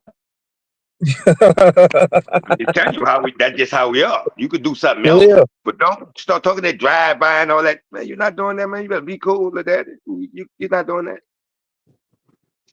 So that's how we kind of, I would say that's how we kind of push people and kept them in their lane. Like a nigga who wasn't from the streets, you couldn't rap that street shit around you, man. Where you gonna rap it at? Who's gonna acknowledge it? Man, niggas gonna be looking at you crazy like, boy, you're not like that. Don't do that. So we'll push you out of the era. So you don't become that because you're just talking about some shit. Like, we don't have let's say this. We don't have a lot of rappers in New Orleans who saw it but haven't done it. Cause he probably wouldn't last. The shit ain't gonna let him last. Shit don't wanna hear that. No way. Any niggas we talked about, they lived it. Like Lil Derek, Baby Lil Nephew. Oh my God. Number 2 Stunner, really lived it. BTY Youngin, really lived it. Soulja Slim really lived about that. What? Man, Soulja Slim is the fucking statue of it. Like, Man, that's our Soulja Slim fucking the hardest Tupac. nigga, man. See, that's our All Tupac, y'all, bro. man. You saying Soulja Slim is New Orleans Tupac? I agree with that. Far. I can't disagree with that. Well, what? And Mac is our 9. Oh yeah, I fuck with Mac. Like, I reached Mac out is to Mac. I reached out to you. I reached out to Mac, Mia X, Fiend, and Mr. Servo, man, because I got so much respect for y'all, man. Like I said, I come from Mississippi, man, and I grew up on all y'all music, man. So I can tap it's you in an with honor. Mac. I can tap you in with Mr. Servo and Fiend and Mia. all them people I talked to, I told you Mia is my fucking sister. Like I will love Mia for life. Like that's the biggest mama. Like and Mia spit that shit, bro. Like Mia been on some cool shit now. But boy, Mia, and you gotta think she grew up around a lot of dudes, man. Mia was rumbling with the best of them. But Mia, motherfucker, boy. Ain't nothing fucking with Mia pen if Mia feel like sitting down and writing some shit. Man, listen, you're gonna have a problem with it. You're gonna have a problem with that woman. And Hey, she Mia grown. have to. Now, man, Mia got so much shit to talk about. For sure. And I was going to ask you this. I was going to ask you, because I know you got to go. My question is one last question, man. What was it like being around all these artists, man? Being in the studio with Soldier Slim, being in the studio with C Murder, Dodo, Wayne Go, Birdman. What was it like? What was the atmosphere like being in that studio, man? Because I know that's a lot of competition, man. God dang. What I can tell you is this: like, I knew all them dudes, right? So it was good to be in the atmosphere of them on some other shit. Besides, some gangster shit, because I've been knowing all of them, right? It was good being in that atmosphere, but when they come to get in that fucking studio, it's competition. I don't give a fuck who no nigga is. One thing nigga know about me: if we're in that fucking studio, we ain't friends till I come out that booth. Like this shit, it's a different ball game, and I think all of us felt like that. That's why the music was so good. Like niggas at each other necks. Niggas sitting down writing that shit, nigga looking at each other like, ain't no niggas walking up to each other. I like in studios, niggas be, let me let you hear this. Well, we don't do that. No, this shit real competition. You gonna hear that shit when I spit that shit on that mic. Right. Because the nigga wasn't looking for praises for what he was writing. You gonna hear this shit on that mic. You can talk to me when I get out that booth. Until I get out that booth, like, we ain't doing that. We writing, nigga. We rivals. That's what made shit so fun. And then a nigga come out that bitch and once all the verses down, that nigga gonna tell you who killed who, and nigga gonna respect it. So the niggas keep it real, like, hey man, that ain't where it's at. It's never a discrepancy of who the best verse is. We never had those kind of discrepancies. Nigga knowing it is it. Nigga like that bitch got me on that one. Listen, I live by and I die by. Mac tore my ass up. That's why I did another verse. I'm like, Mac, you're not about to do me that, boy. You got me fucked up, boy. Let me get back in here. And I went back in. I'm like, Mac, you're not about to do me that on my own song. You're not about to fucking Eminem me. No, we're not doing that, bro. He was like, hold up. And I was gonna ask this man, who was the most competitive Soon as out of Mac came out that boot, I said, I'm going back in there.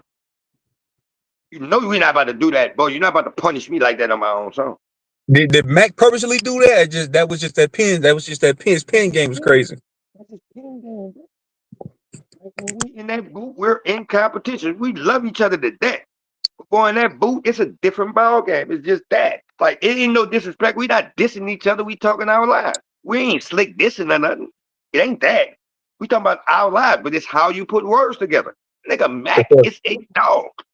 When that nigga came out that boot, I said, you motherfucker. Boy, I'm going back in there. For sure. Who was the most competitive? Huh? OG. Who was the most competitive out of all of them between Mac, Soldier Slim, Master P, C Murder? The list goes on. Fiend, Mia X. Let's say this. Let's say the big dogs. Let's say the babies and peas. They're not in the range of it, right? We take them out of it. All us. Well, nigga ain't nobody coming there to get what every nigga came in there to put the best verse on the record. Ain't no, I'm gonna go light because of this. Boy, no, indeed. I'm gonna go harder because of this. The more niggas in there, the harder I'm gonna go. The better your ass rap, the harder I'm gonna go. I think that's what made us so good, bro. Like I've told you, the perfect thing is fucking Mac tearing my ass off on that I live by, I die by.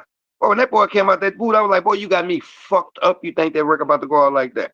I got some more for you. That's why I did all that. Listen, bro, if you pay attention to the record, my second verse, that's why I talked about all the fucking guns. I had to go somewhere totally different to get on Mac. Right. Man. That's why I went to the guns. That's why I went to talk about the guns. Man, Mac had to tow my ass up, bro. And I knew he told me up. I'm talking about the song had came out. I'm like, boy, that shit not going out like that. Boy, you got me. No, indeed, man. No, sir. I'll put another one on there. That second verse wasn't meant to be on. If Mac wouldn't have did what the fuck he did on that first verse, I wouldn't have put no second verse on there. Mac showed my ass. Mac showed me, boy, listen, son, I lay you to death, but this is not friendly competition right now until I get out that booth. And I understood it when he got out that booth. I say, oh, I see what you mean. Right, right. Man, I can only Even imagine. me and Fiend did records on the bus. Like me and Fiend did writing on the wall on the bus. Record called Writing on the Wall. I said, boy, look, I heard your verse. I'm going to show you. Fiend went to sleep. When he woke up, I had a verse. I said, go check that out. I couldn't wait till he went to the back of the bus to check that bitch out. I said, you check that out. I got in my bone. Because I knew what the fuck I had did. That bitch Fiend came to that bunk, leaned down and said, bitch, you cut up. I said, what the fuck I was supposed to do? You heard your fucking verse? So, like, we strengthened each other. Iron sharpen iron, bro. For Me sure. and Spitter even go at it. Man, I'm not playing with no Spitter in no fucking boot, man. Is you crazy? That's my fucking brother. And they go in that booth. When I go behind him, I'm trying to set that bitch on fire. Ain't nobody come, you can't come behind me. I'm trying to burn that bitch up just in case he won't put another verse on it. Nah, the boot burnt up. Ain't none of that. So you saying Mac is the best lyricist out of New Orleans? Who, and you know, an artist such as yourself, man, you just came with like a different type of flow, even on that Hambra. Like it was just when you first came, because you I think your verse was first. It is because I listened to the song earlier. And the way you came on, man, it's just.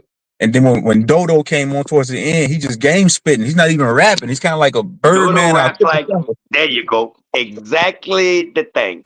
Dodo is more or less like a Birdman, the game spit. Have you ever heard this record called Third World G's that me and Birdman and Doe did? Man, this fucking nigga, this the record that Master P was supposed to be on, right? That nigga Birdman went crazy because he knew P was gonna be on that. And they gave me 32 balls. I don't blame P. I wouldn't have got on that fucking record neither. I don't know what the fuck you was gonna do behind Baby. Nigga, Baby cut. That's one of Baby's best verses. We always say that. Me and Spitter always say that, bro. And a lot of his verses get overlooked. A lot of people say, man, no, Birdman ain't no, but Birdman, he has some moments, Birdman man. is a game spitter. It's like, so if you're looking for this intelligent ass rap and shit, you looking in the wrong place. He don't get no fucks about that. He gonna tell you his real life. If you want to know about his real life, let's do his rap. A nigga ain't playing.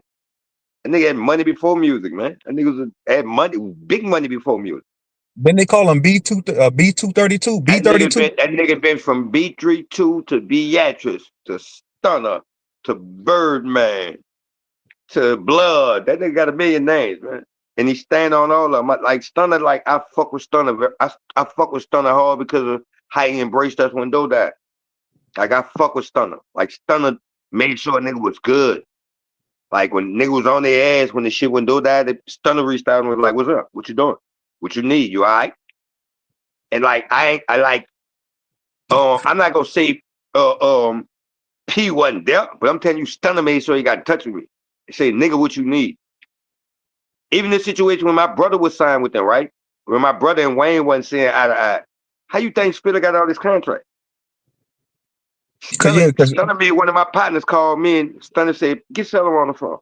Stunner said, "Look, I don't know what the fuck going on with Shawty and Wayne, but I'm going with my money. I don't give a fuck about that nigga contract. Y'all gonna be all right regardless." I said that on Stunner gave us that contract. Stunner ain't get no fucks about that. Like that's a nigga ain't have to do that shit, man. We wouldn't have Jet Life and all that kind of shit if it wasn't for Stunner doing that. He could have been tied to Cash Money for the next 6-7 years. Stunner wasn't tripping like that. For sure.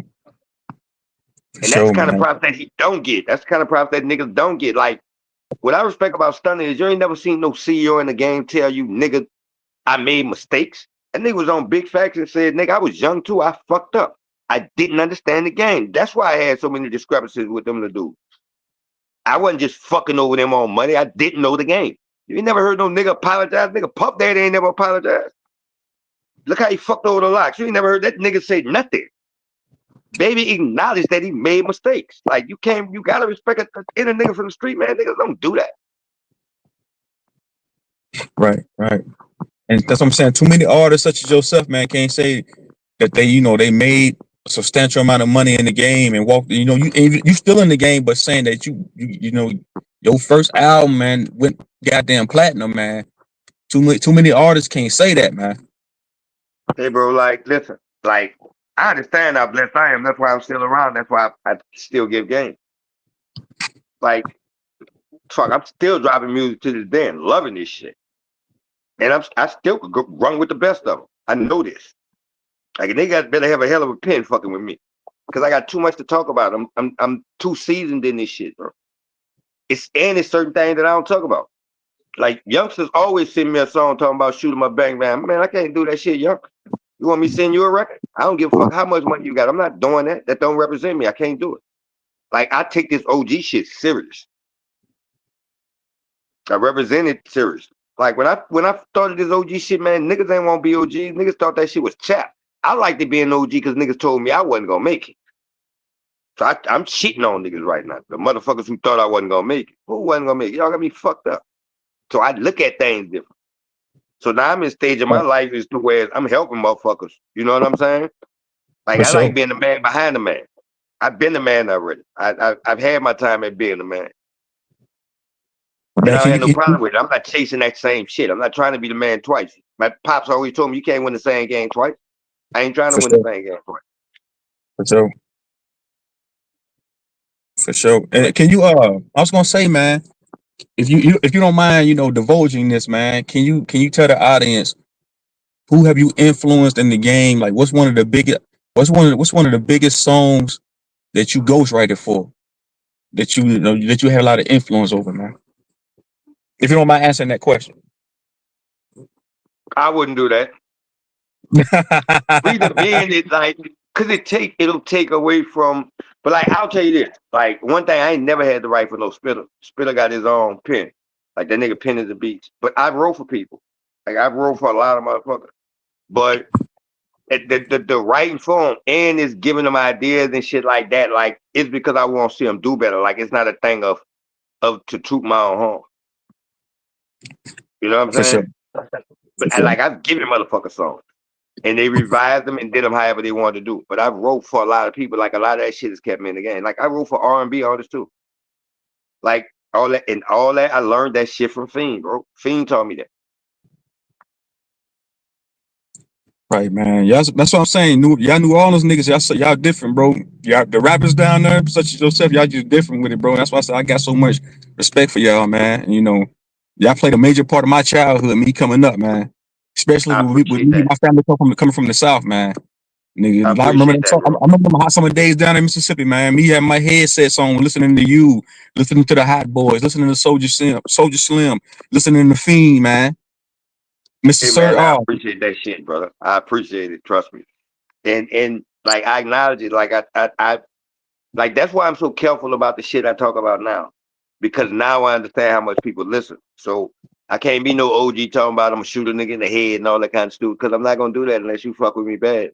And if I do, I'm gonna shoot you with a legal gun. for sure, man, for sure. Just saying. And That's I what don't I'm have no saying. problem with saying like adding shit like that. But like, I ain't into pushing like bullshit. I ain't no bullshit pusher. Like, I want to see motherfuckers get some money and live their life. Like, I ain't Right. know. Like, I've had my time of being ignorant on this OG shit. Like, I'm just not on that. Like, and niggas know my background, so they know what's up with me. So like, I try to show motherfuckers if I could be like this, there's a whole lot of other motherfuckers that could too.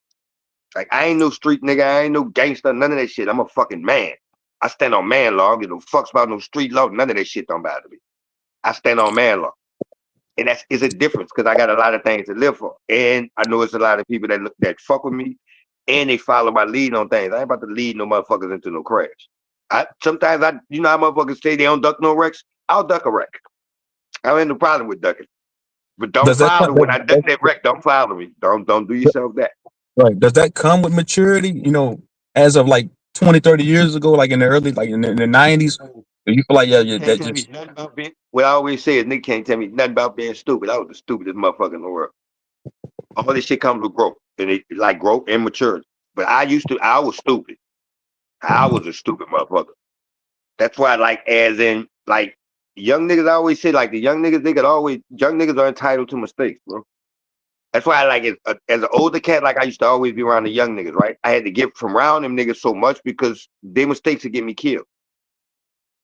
And you gotta let them make their mistakes. But I ain't never been no I told you so ass nigga.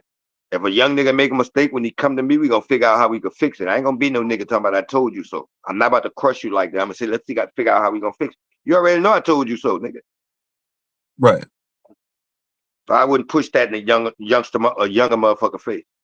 Like I was raised by OG, so that's why I love this shit. That's why I love being OG, because I know the influence that a real motherfucker could have on youngins, and sometimes you don't get to see it, but I know the influence that motherfuckers had on me, so I know the kind of influence that I can have on other people.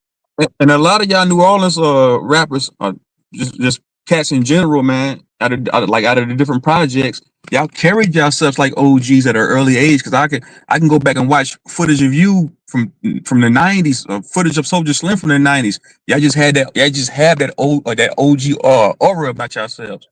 Because of how we was raised and who was raised by. Like, it's certain things we couldn't do. Them old niggas gonna deal with you, bro.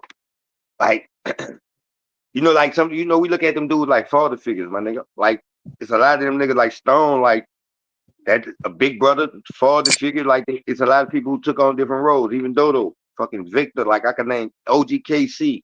Like, it's a lot of niggas who still alive. Like, I tell people, you got to be careful who you consider your OGs, because all mine ain't dead. Like, I still got OGs who still around. Like, I call KC right now and find out how she handle this OG, and I ain't got no problem with doing that. Cause I'm an OG, but one thing I do is, like, I still make mistakes too. And one thing I don't do is, I don't like to be corrected. So if I say something wrong or I fuck up on something, I'm gonna be the first to tell you, look, yesterday I was in my field. I was fucked up. I don't know why I said what the fuck I said, but that wasn't right. And I don't have no problem with doing that. For sure. I'm gonna correct myself before another motherfucker correct me if I have the chance to. And that come with being a man, right? Hey, definitely, bro. For sure. Definitely. For sure, man. And I was gonna say something else, man, but it slipped my mind, man. I was gonna say this last thing, man. You know, like in the early '90s, you being younger, did you envision yourself, signing to a major label, reaching a level of success that you reached? Could you ever envision that, like earlier on in those earlier years, man, and being to where it's at now? How much impact that you done had on the culture, the culture in New Orleans, or just nationwide, worldwide, in that matter? I never thought I'd be who I am until I got in the game. Let's say that. Once I got in the game, I was like, I'm gonna make a mark. And that was just the confidence that I had in myself. But for us from the beginning, like, I didn't want to be no rapper. I wanted to be a fucking drug dealer. Like, old heads and all that, my OGs pushed me out the street. Like, Stone, told me get my good rapping ass back in the studio. And I had enough respect for him to get my good rapping ass back in the studio. And went platinum when you did it. Goddamn, man. If it wasn't for niggas like that, I'd have been back in the streets trying to test rocks and shit. That nigga pushed me like, nah, we ain't doing that, Cello. Get your motherfucking ass back to the studio. Man. That's But back on that's Master. the time to then and now, like we got to get shit back to that. Like, niggas wasn't pulling niggas in the streets. Niggas was pushing niggas out. Like, these days, niggas be pulling niggas in the street. That shit ain't what's up. Like, an old nigga, I tell people all the time, if an old nigga ain't doing nothing but selling drugs, he'll flunk it. He can't teach you nothing. I wouldn't give a fuck. Listen, everybody, I don't have no problem with a nigga dibbling and dabbling, right? But if that's all he doing, he'll fucking flunk it. And no nigga 35, 40 years old should still be just doing, all you doing is hustling, you flunk it. I said it and I stand on it. You can't teach no nigga nothing. How you gonna teach somebody something? That means you ain't learned nothing. You gotta be doing something else. We could start like that. But you gotta get that shit better, bro. Like, I started my first business when I was on Willow Street. You know what I was doing? When I opened my first shop on Willow, selling weed, that was the first fucking business I started. I ain't looked back since. And I looked at it as a business. Now I do. So if I could do that, ain't a motherfucking thing I can't do, bro. If a nigga could sell crack, boy, listen here. Ain't a motherfucking thing you can't sell. But you gotta have that encouragement. Like, you gotta have somebody that has that kind of confidence in you. So a lot of that shit come with confidence coming from other people, bro. And we don't push that shit into each other. Like, if I see a motherfucker that I know good and he good at what he doing, I'm gonna give it. I acknowledge motherfucker, because somebody did it for me. That's why I am what I am. If Right. Stone and Doe and Vic and KC and all and Big Bud and all them dudes wouldn't have told me how good I was, I would have never ran with this shit, bro. So I get it. I give them the same thing OGs gave me. Right. And I Just love this return shit the too. favor. I love getting old. I love this shit. I'm gonna be fly 50-year-old you ever saw in your life. I promise you. August Facts, next year, August, I'll be 50 years old. I'm gonna love this shit too. man. Happy early birthday, OG, man. Them facts, I man. appreciate it. I appreciate it. I'm halfway there, brother. I'm halfway there. For sure. But let's tap in. Like we gonna do some other shit. We gonna set some shit up where we do some shit, man. Where we just sit down and chop it up. What I'm gonna do is let's stay in touch. I'm gonna get you in touch with Fiend, Mia, and Matt. That's the people. That's my people. I got your line. I, You know pre- what it is. It's love, right? G? I Just stay appreciate in that, touch man. with me, man. Anytime you need me to tap in, I'm tapping in. Hey, Yes, sir. and y'all check out the podcast. Podcast coming back too. Chopping Game the podcast. We be back November 3rd. The shit is different. It look different because it is different. For sure. Appreciate that, Mr. Marcelo, man. Appreciate that, OG, man. Love and Appreciate respect, you man. coming up, dropping them Hit gems, that man. anytime. Much love. I got, like you said, I got your personal line. I'll stay in touch with you, man, for sure. Say no more. Love and respect. I appreciate everybody that's in the chat. Y'all have a blessed day. You know that. All right, cool. Boom. V, you know what's up, man? Did everybody enjoy the show, man? Shout out to Mr. Marcelo, man. Shout out to the OG, man. Genuine dude, man. A lot of wisdom, a lot of gems he dropped up here, man. And I most definitely, have him back up here. And he said he gonna plug me in with Mia X because I reached out to Mia X. I reached out to him, Mr. Marcelo. I reached out to Fiend. I reached out to Mac. Who else did I reach out to? It was a few other artists that I reached out to. So I appreciate you, man, for plugging. You can say you're gonna plug me in with them, man. It'll be an honor to have Mia X, Fiend. It'll be an honor to have them up here, man.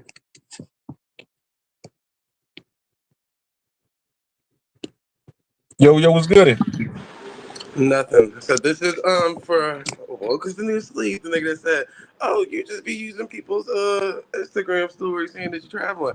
What time is it there and what time is it here? Nigga, it's 7 o'clock here, man. You see how it's nighttime here? It's midnight here. Like I'll show you on the TV.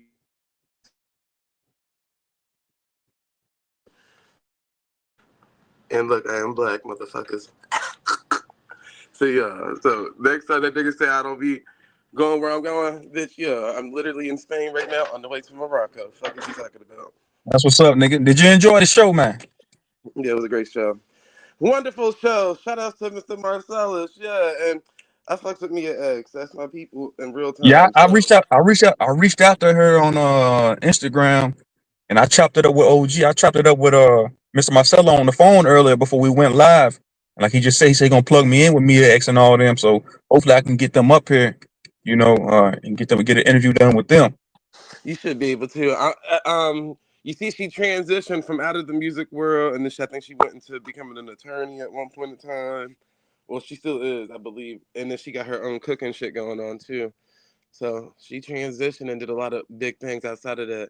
A lot of them artists did a big, good job. You should also reach out to Mercedes, the girl from Yeah, I reached out to the her too. Yeah, I reached out yeah. to her. I reached out to all of my texts. I talked to what's his name earlier too from UTP. Skip from UTP. Oh yeah, Do that Skip, know your Skip. I clap? fuck with Skip too. Yeah, I reached out to him earlier. I shot him a I price. know your So clap. hopefully. But shout out to everybody though for pulling up. What's up, K Dub, man? I'm trying to take my channel in a different direction. I do want to interview more artists, man. And I will most definitely have Mr. Marcelo back up here. You Cause did a good. Yeah, it was a good interview. At least you had your questions and all that stuff organized. I don't like when people do interviews and they don't really have, no good questions or but anything. They just be sitting there the only waiting. thing I fucked up on is I thought that he only went gold, but he went platinum. I thought because I think his debut album sold 200,000 copies the first week. That's back when No Limit was dropping albums every goddamn week. Yeah, but I think you on one of your posts or one of them it said platinum on it when I read it. Saying like maybe you fucked up saying it, but whatever you posted before the show, it said platinum on it. So that's how I saw it. Platinum artist. Okay. Yeah, what Vino doing up here, nigga? Vino to switched up that picture again. He wanted Demi to be like, "Oh, Vino, shouldn't be Man, them gold hold on. Soon as that nigga Mr. Marcelo mentioned Indian, Them niggas spider tickets. No, y'all got Them to niggas. stop. Soon as that nigga mentioned Indian, them niggas was all over it, man. I was like, God damn, here we go. God damn. Y'all guys to stop talking about. So, are you Aboriginal or are you Pan African? I just need to know. They ain't got nothing to do with the music. They got nothing Nah, to do. man. Y'all ridiculous now. Shit. Nah, man. He represented, man. He ain't Indian. He black Indian. Shit. Well, look where He they had mentioned, from. I mean, most people from New Orleans is purebred Indian motherfuckers. They still celebrate their heritage. I don't know about everybody else, but the New Orleans niggas still celebrate their heritage. So that Mr. that's Marcelo, that's what he said. He said they got Indian music down there. I never heard of that before. So that's what they do on the second line when they that because I seen that before. yeah. So that You ain't makes be seeing sense. them in all that gear and all that shit and Yeah, super yeah, yeah. Sundays and all that. Yeah, they still celebrate they shit. That's why I said most of them people out there still know who the fuck they is. I don't know about everybody else around the world. Yeah, But this a legendary show, man. So that's what you're gonna start doing. You're gonna, you know what I'm saying? You're gonna kind of do like the old school rappers, or you gonna try to, do new school, Man, just do anybody. any of these artists that I reach out to, man, shit, I give them I send them a price because these niggas don't do this shit for free. So, but I don't mind paying. So anybody that I reach out to that I can bring over here, I don't mind having them on the panel, man. That's what it's about. I can't just be trolling niggas. I can't be trolling niggas all day every day, man. I got to switch it up every now and then, man. yeah. That shit You get gotta boring. follow the wave, brother. Follow the wave. So whenever they trending, that's the best time to hop on it. Other than that, you know. And plus, the reason why I reached out to him, I've been listening to his music, like I said, since '99, 2000. So I've been on Mr. Marcelo, Wango, and all them niggas since the '90s. But like Mhm. since the Cash Money No Limit shit just popped off, I figured I'd reach out to a few of them and bring them over here. Like I said, I reached out to Mr. Servon, Fiend, Mia X, a bunch of them. So he said he gonna plug me in with them. So hopefully I can get them up here. Make Just sure you because get that shit just happened. see if he can get you a jailhouse interview with Mystical. Shit, that'd be That'd be funny as dope. hell. But that'd be popping. I told niggas my uncle used to be locked up with Mystical. My uncle, I brought him on the Discord. I ain't bring him on the motherfucking panel. But they used to be locked up and all that shit together. Him and Ja Rule. Ja Rule used to be locked up with them also that people don't really know about. But yeah, he was locked up with them niggas too. Yeah, them New Orleans niggas, they something else, man. They solid, man. Cause I got family in Louisiana, but just them Louisiana niggas in general, them South niggas in general, solid, man. I can like when I was chopping up with him on the phone, man, he a genuine nigga, man. Yeah, that's good. That's But, good. but you And want to shit. troll their history like you should. But you won't troll when they know their history. Yeah, that's his history. I can't, bro. I already knew about the second line and who dressing up as Indians. I already knew about that. That's they culture. That's what they do. But I'm saying they've been doing that. Y'all, I ain't gonna get into all that, bro. So y'all want to take it somewhere They else. about to turn the That's whole what I show into that. said. Soon as a nigga mentioned Indian, I said, "Oh man," I said, "Oh man." But Niggas about to divert the whole show talking about the damn Indians. Let's go. Jeez. But that's what's up though. And that's what's up that he got to express to you that, maybe did just as much in their careers outside of just Master P. right. He said he was signed to Cash Money and No Limit at the same time Yep. because that song that he got with C Murder, Hambra, is him, C Murder, Wango, and Dodo. That's basically the Magnolia and the Calio projects coming together on one record. So I can Uh-huh. see that. So he's the one that bridged the gap for them niggas all to be on one record together. Yes, sir. That's what's up. But I want to ask him more about his daddy's bar. That was cold that he said that Manny Fresh daddy used to be the DJ in his daddy's spot. That was some All them cold niggas, shit right there. all them niggas down there know each other, man. Those are facts. All them niggas know. They all know each other. Yeah, my Plus, mama he used to said date. he's from the Magnolia, so he grew up with Soldier Slim. Cause as soon as he said Soldier Slim cut hair, so yeah, he know what the hell he talking about.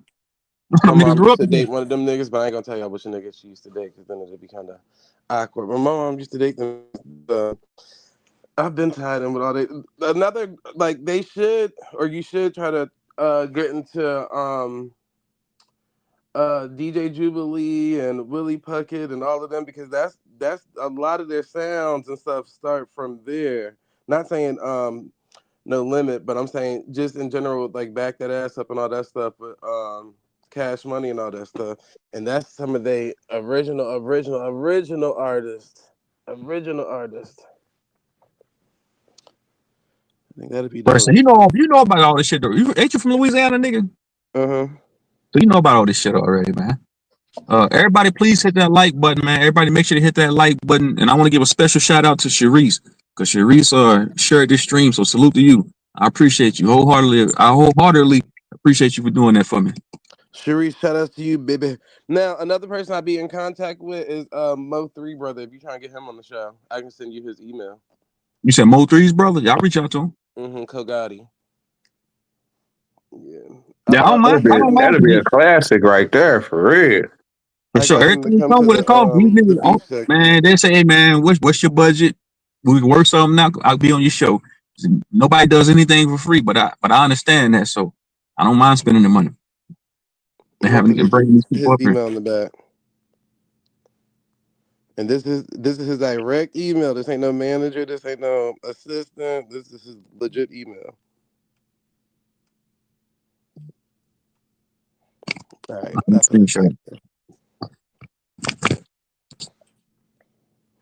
straight to his Gmail account. Yeah, I be networking like a motherfucker, man. Niggas be thinking I be playing. I be networking on YouTube. When I'm off YouTube, I be networking. Like I said, I was supposed to have Gucci Mane's ex-girlfriend up here, Mac Breezy.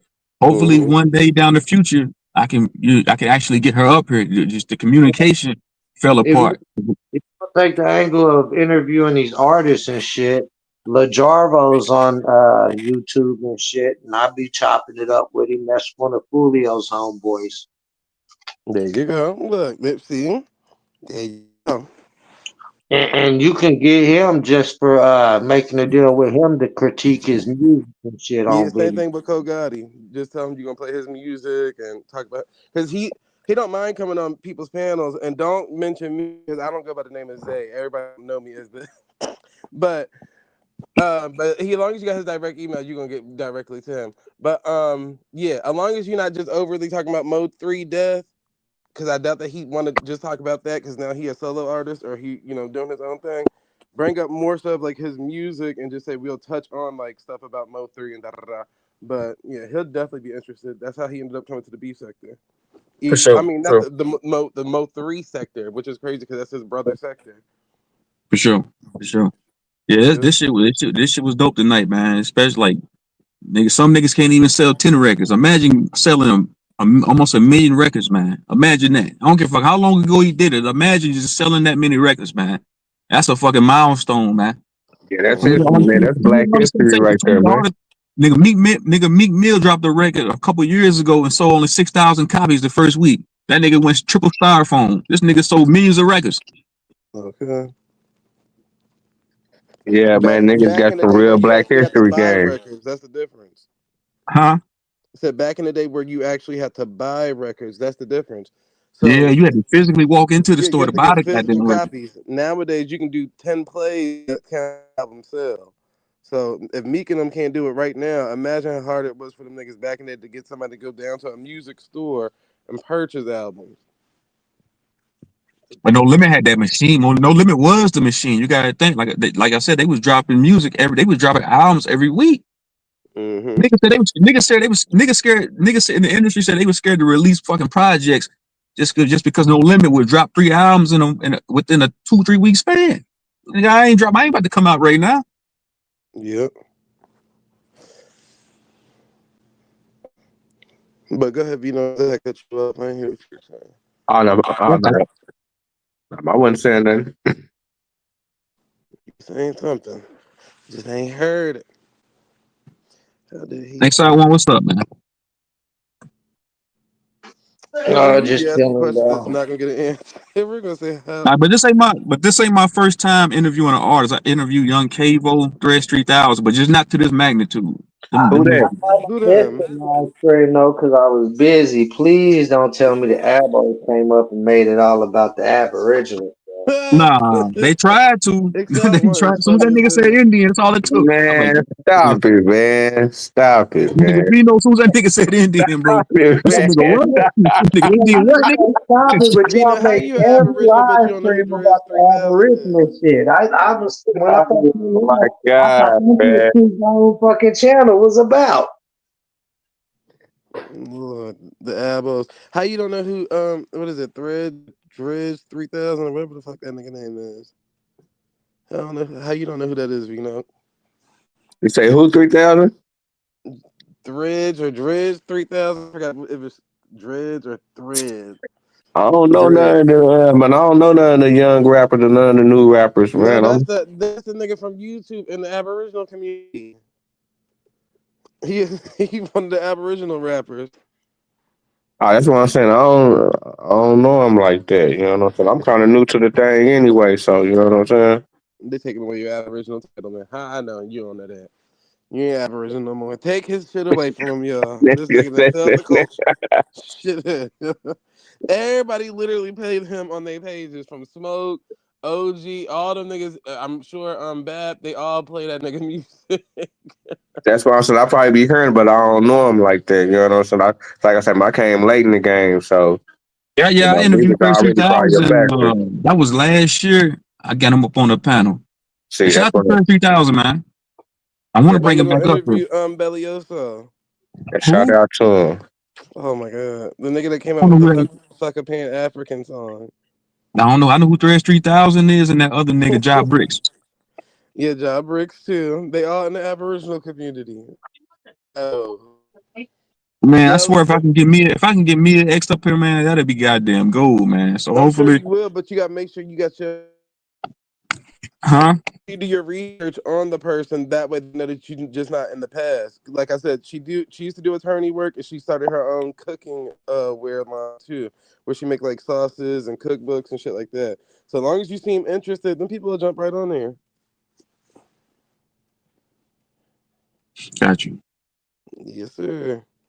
That nigga Heru said how much did he charge you? How much did you offer? Nigga, why you pocket watching? Ain't nobody gonna answer that Nigga, question, pocket Haru. Why pocket watching? That nigga trying to be a sponsor. Shit, hit that nigga in the background, nigga. Shoot that nigga people son. don't people don't answer that question, hey Rue, unfortunately in the industry, simply because if he did a discounted deal or did it for free for Troop Zone, he wouldn't expect everybody to do the same thing to him. So whatever Troop Zone prices was ain't gonna be everybody else's prices type shit. And that's why they like to do their own little shit in the background. And the reason that I brought up that drill angle is because it's like he said, Soldier Slim. You know, something happened to Soldier Slim. Something happened to Baby Nephew. Something Mm-hmm. happened to that one dude the dude that was beefing with Mystical early in the game. What's that? But throw you down by the river, Yellow Oh Boy. yeah, yellow boy. Yeah, you know what I'm saying. So that's why I asked him. You know what I'm saying? Like, was that kind of what was going on back then in New Orleans? You know, New Orleans small too. So it's like that. New Orleans is gutter, nigga. That's one of the most nigga. Fuck Chicago. I ain't gonna totally say fuck Chicago. Nigga talking about Chicago is gutter. There's some real niggas out of there, but nigga, New Orleans, them niggas is different, man. I Yeah, know that they for were a fact. talking like that on their songs back a long time ago. Like, you know, they wasn't naming names or nothing like that, but they was kind of, talking about situations. Yeah, but the thing for it to be drill music, you had to be naming somebody, bro. So you gotta do that, huh? Okay. I'd say the first drill rapper was my homeboy Fat Tone behind that Mac Dre shit.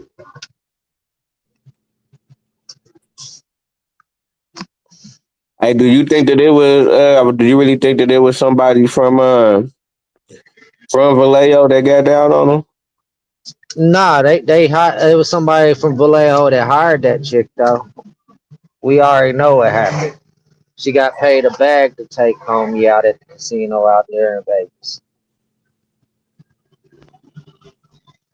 But That's all see, good. It's that all good, that's man. that believe it or not, that's a war that's still going on. I just lost my homie Smack Turner to that war not too long ago, and my homie Young Cat just got shot in the leg with a K not too long ago behind that war.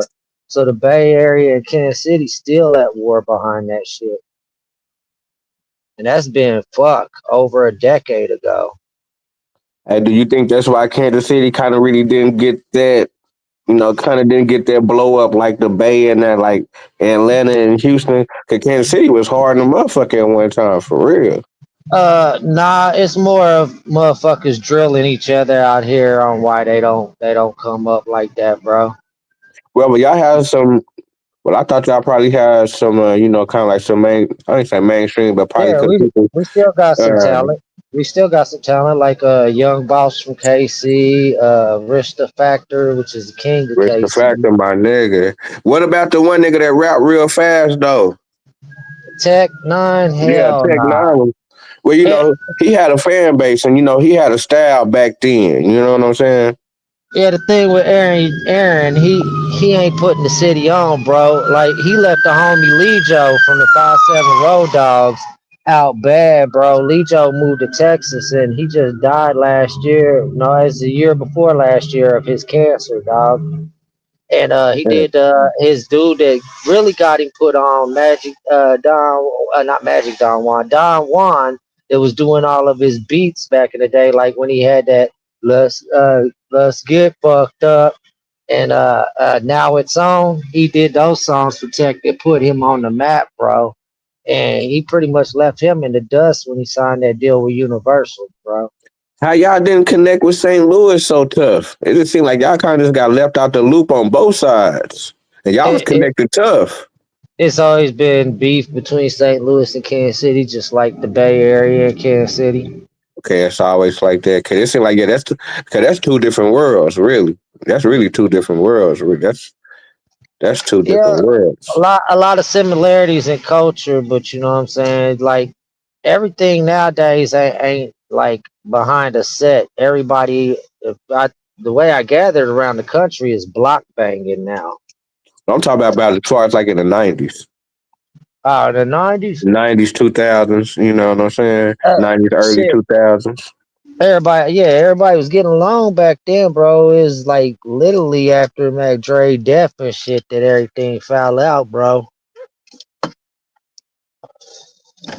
That was a big fallout, and at St. Louis, they still clicked in with the motherfucking Bay Area, bro. So they took the Bay Area homie sides. the Well, only I'm one just that's saying trying as to far keep as it. like, what I'm just saying as far as like with Nelly and them had that run. Nelly, Jaquan, who was the other nigga that came up out of Chingy? What there's three people that's trying to keep the war, you know what I'm saying, like at a minimal compared to what it could be. And that would be E40, Tay Diggs, and Looney Coleon. And Brother Lynch, well, let me give Brother Lynch his props too, because he put a record label out here called Sick Made Midwest. So they trying to kill the beef, bro. It's just like there's still people that got their feelings involved in that situation deeply. Yeah, that nigga Mac Miles did a crazy little interview some years ago. I don't know what he did with it, but he was talking about something crazy about one of Mac Dre big homies. You wanna hear the crazy part? It wasn't even Tone that killed Mac Dre or had Mac Dre killed. Mac Dre sold a pound of cookies to some essays out here, and it was some cartel cats that took him out because they was waiting on a package to come through this way, and they bought a pound from Mac Dre, and Mac Dre sold them some cookies in place of a pound, bro. That's how he got smoked.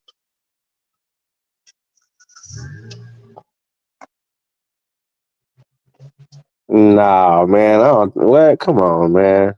I'm telling you, we know what's going on in our city. If you know any Kansas City cast that's in them streets, ask them what happened to Mac Dre and who did it. It was some essays that did him in. So Mac Dre came down to basically finessing niggas. Well, he didn't come down to finesse motherfuckers. He was already down here, and he thought, these little young cats, I can go ahead and pull a move right quick. And he wrapped up some Chips Ahoy, bro, and sold them motherfuckers some Chips Ahoy. Come on, man. I put that on my soul, fam. That's what happened. To the not the Dre, man. Yeah, Not bro. the Mac, So, man. man, you gotta think. Fact Tone had nothing but respect for Dre, bro. Dre put him on.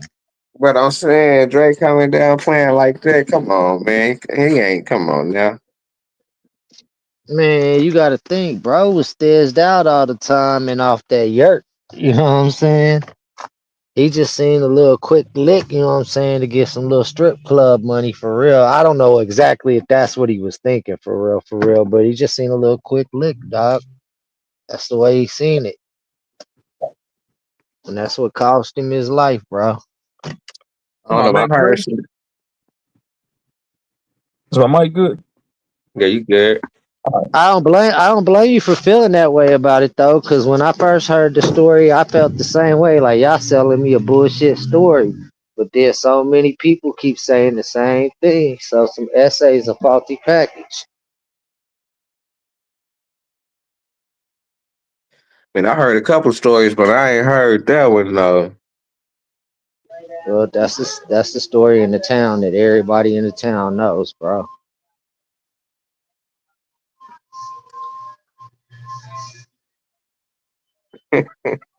That's why I was like, shit, why would you even do that? You had too much going on for yourself to try to get a little minor lick like that. I could see like if motherfuckers was trying to get some weight and you was trying to Yeah, pull a one move. pound. Come on, man, one Yeah, pound. 1 pound, bro. That's what I was like. 1 pound, dog.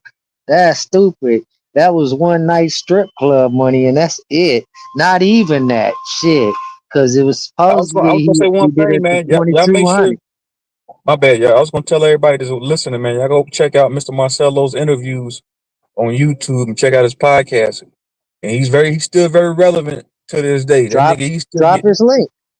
I got you. I'm gonna drop a link to one of his interviews. That nigga still getting 30,000 views on an interview. 20,000 views, 10,000 views. That's damn good. A lot of niggas in these sectors that we in can barely break a goddamn 1,000 views with 80 likes on that motherfucker. Only niggas doing that is the niggas that's been around. The niggas that's been around 15 years. I'm gonna drop it in. I'm gonna drop it in the chat. I'll be back.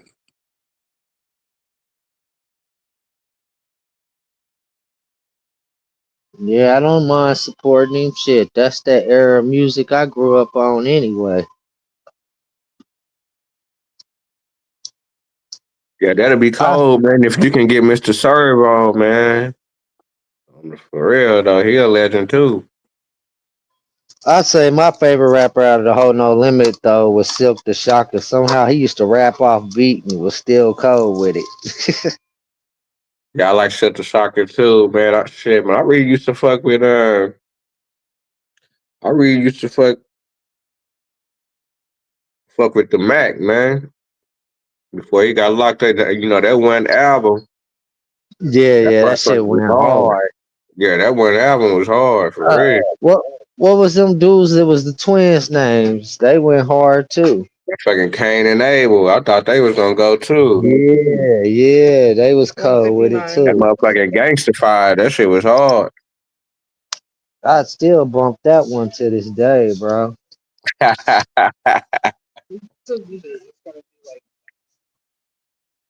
a fact. Who else was motherfucking hard in fucking New Orleans? Cause shit, like when I first came across the New Orleans music, man, it was that Ice Cream Man, Master P. That's the first time, nigga. Like that's when I was young. On fucking what's that? Rap City. I think that's how we all got on the No Limit though, was Mr. Ice Cream Man. And then that Bout It came right behind it and just bodied everything. Then what got me on the Cash Money was that Juvenile.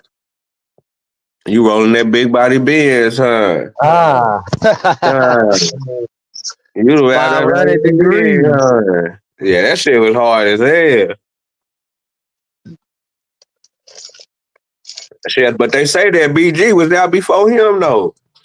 Ah, yeah, BG had that original Chopper City. He was the first one off the porch, I think, with them. And what make it so crazy, man?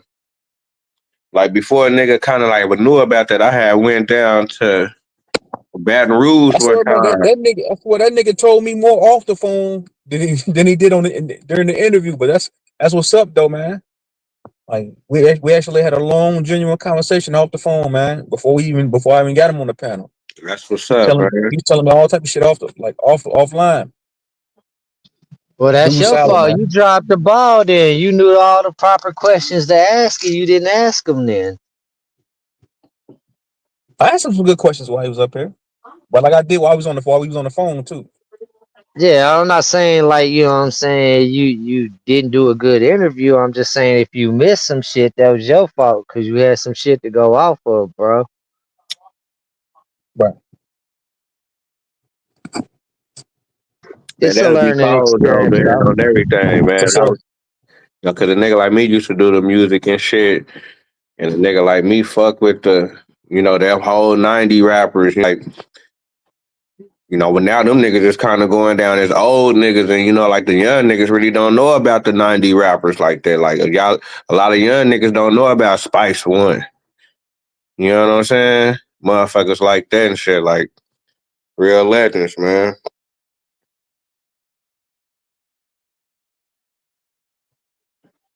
Yeah, that's cold, man. This interview right here, man, is it's some fire shit, man. For real though. That shit was cold. That nigga dropped some real New Orleans history. Just that New Orleans history.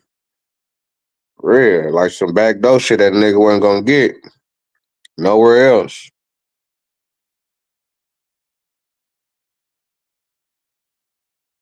I'm saying nigga be wanting that hole in the wall stories, you know what I'm saying? Nigga only get at the hole in the wall. Nigga come up, nigga pull up, roll up, nigga show up, man. Shit, nigga with the legends. Real.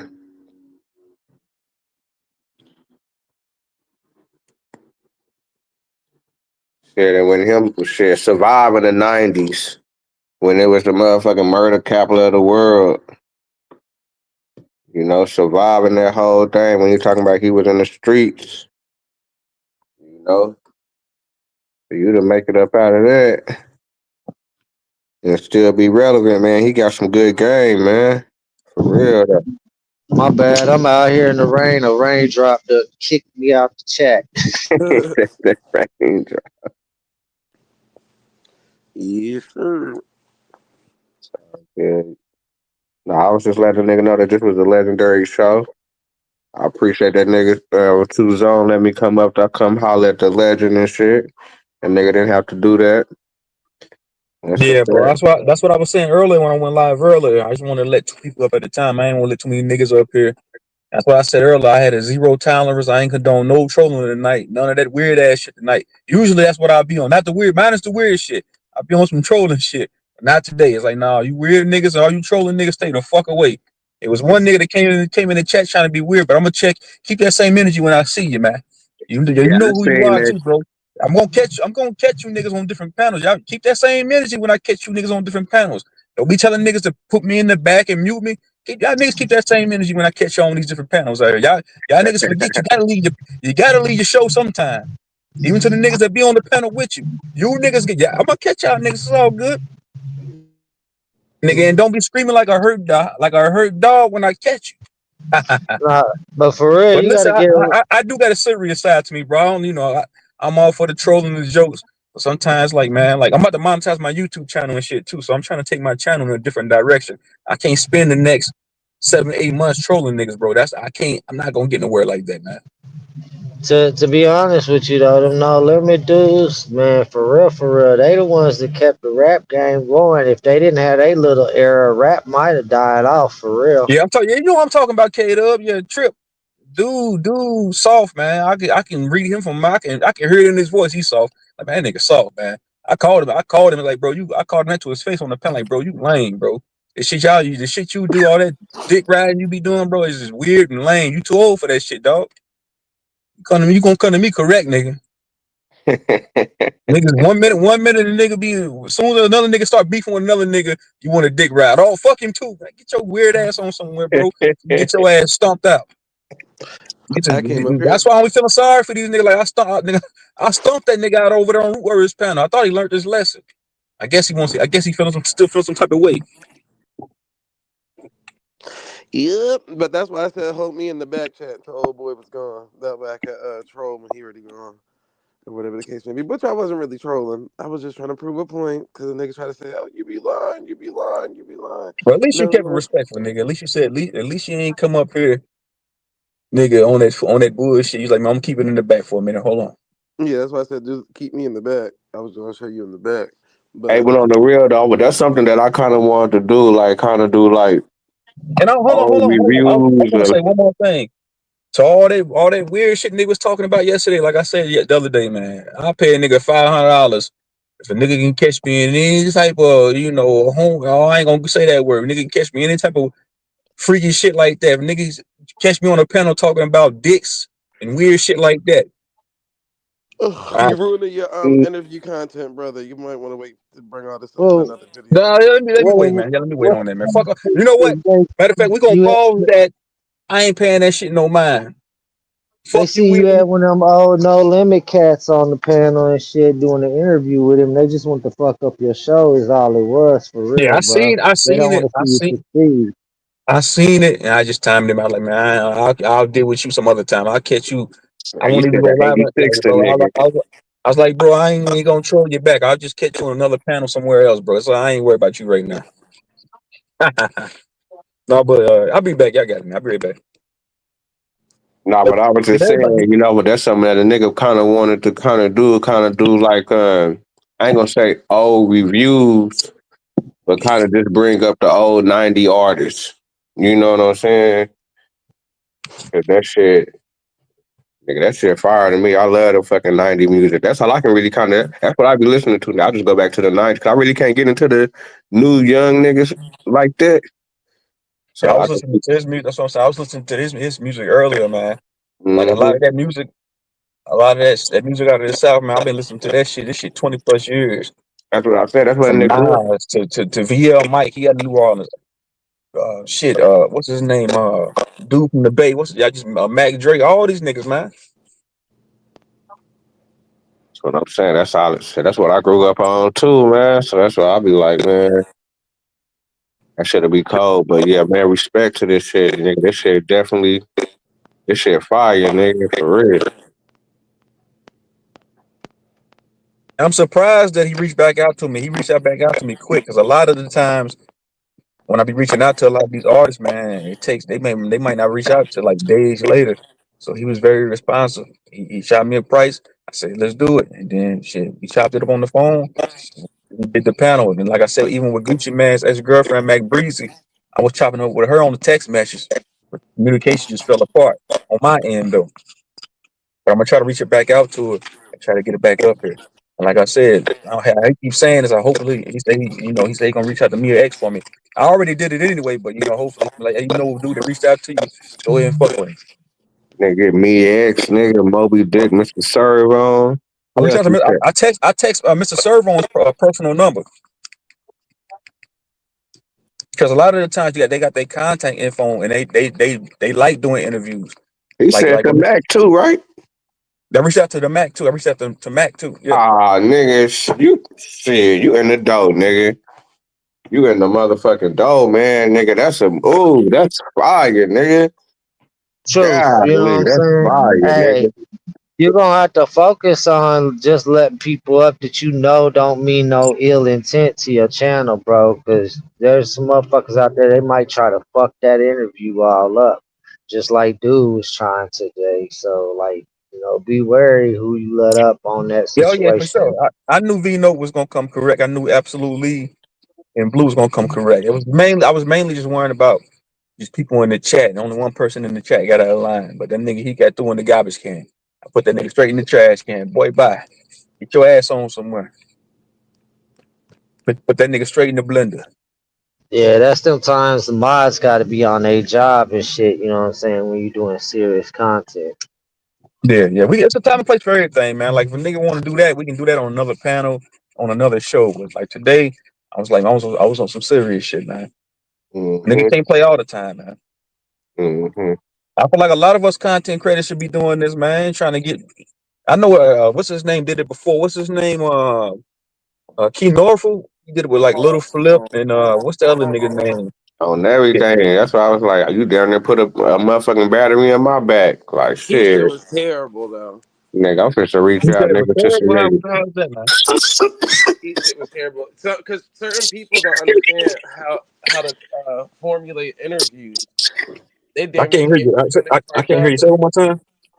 I said key shit was terrible because certain people don't know how to formulate interviews. They damn near can't even formulate an interview for a job at this point. But his shit was like dumb. Like Lil Flip, tell them how we was kids and hung out one time. And Lil Flip was like, yeah, we hung out one time. Like what? What are we talking? What are we doing here? And then Lil Flip ain't no better. This nigga like, yeah, let me show these niggas my Maybach, and then have the rental stickers on the inside. Like, come on now, y'all. Like, what are we doing here? Yeah, you gotta be like, you know what I'm saying, conducting yourself in the interview mind frame, not clout chasing and shit for sure. Yeah, that's why I be laughing at some of these people that think that they doing interviews. Like, that's not no interview, brother. That's you just being a fan. I sit down with a fan. That's all. But yeah, that's why I said you did a good job with the questions and all that stuff. So you know.